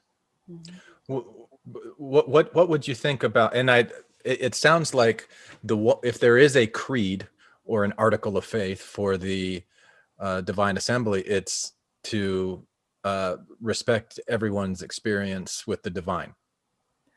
Yeah, I mean, the one tenet is you can commune directly with the divine and receive guidance in your life. And so then we immediately say it flows from that you don't need anyone else to tell you how to live. So yeah, it is. Then we talk a lot about community, which it's about a safe, supportive community. What does a safe, supportive community look like? Yeah. And those are places. Let's like have the a 10 lot Commandments, of thou dialogue. shalt not kill, thou shalt not rape, thou shalt not steal. Yeah. Like any kind of creeds like that to keep people's experience with the divine kind of pointing in that way of healthy, safe community. Well, so now you're getting into the tougher questions of, okay, it's great to say that I want to found a safe, supportive community, and then I want to drop back. This can't be the church of Steve. Mm-hmm. People ask me, are you a prophet? Are you a guide? No, I'm a lawyer. I've created something that is legally safe. Now I want others to build on it. Mm. And so what that means is, if people say, yeah, I believe in this, I believe that I can commune with the divine and receive direct guidance, and that psychedelics can help with that, psilocybin mushrooms can help, I want to be part of this, then come on the platform. And how do they find safe guides? How do they find safe integration therapists? Because right now it's pretty damn dangerous. Yeah. What do people do? What is the current state? Well, they heard about someone, right? Somebody went to someone. They don't know if this person is good or not. They don't have Yelp reviews. Right. They just don't know. They go, which that's the situation. You go to your local Catholic church, you go to your local Mormon Boy Scout troop, or at least, your Mormon quorum or whatever. These people aren't Yelp reviewed. You don't know if these people are pervs or not. And in the beauty of psychedelics is it gets us in this vulnerable state of consciousness where we're subject to suggestion. We're subject to a lot of things, which means we can be absolutely subject to predation. Yeah. It's a very dangerous, it's a wonderful spot. It's a potentially dangerous spot.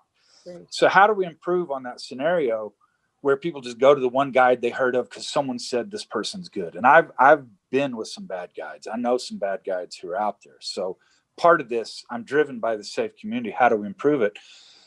I'm thinking one of the best things that's out there right now is the Yelp review, the Uber review. And so I would like to get to a point where if people want to do, if they're doing Reiki, they're guiding, they're doing integration services, if they say, hey, I would love to help people who are in this psychedelic space, well, okay, go ahead and on this platform, say that you're willing to do that.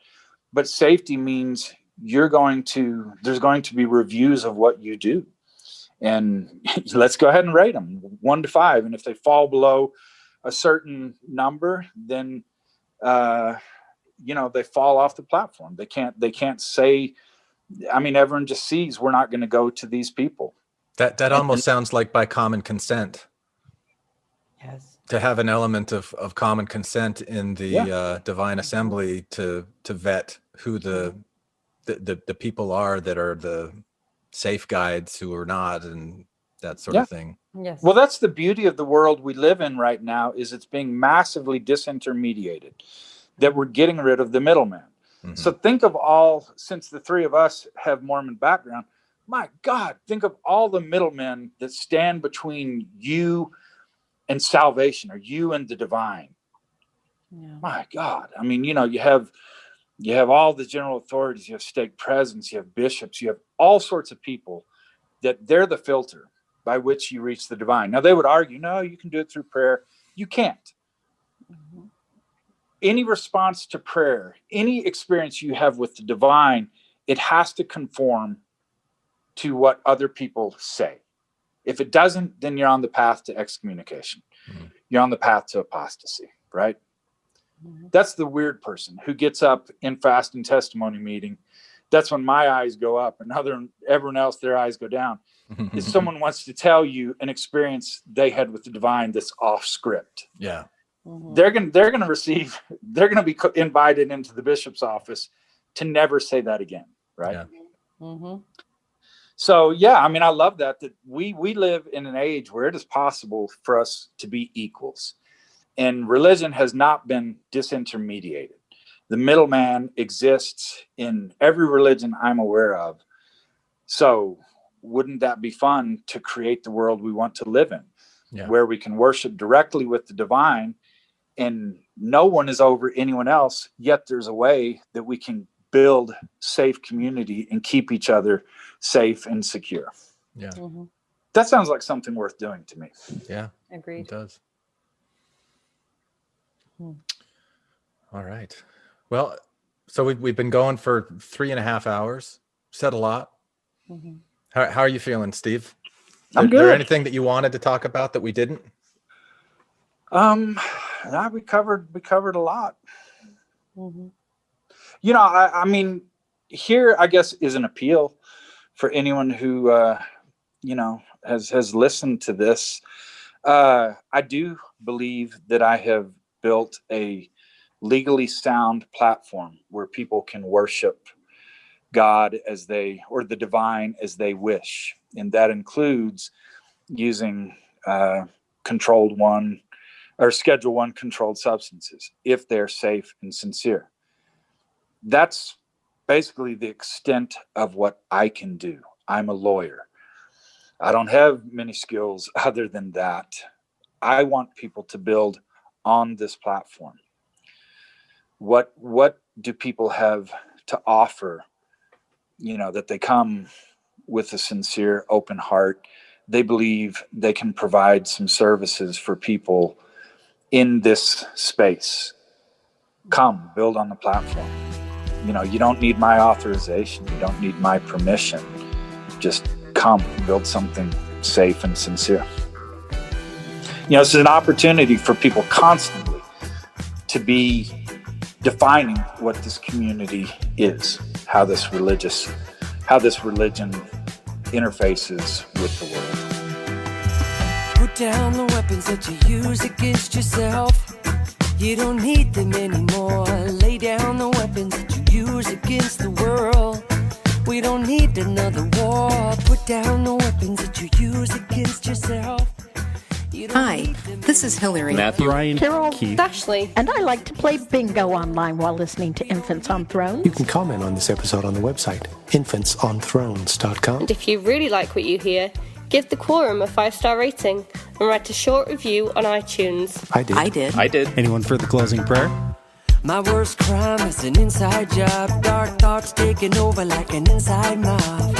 I tune into the scene between the eyes and take a breath. Thank you for listening to Infants on Thrones. I sit still and watch the thoughts float past me. Never mind the future, never mind what the past be. I like to jump and let the universe catch me. Free fall, watch the beauty blow past me. I keep my pockets light, destination in sight. Keep my actions elevated to compassionate heights. I'm walking past the fight, late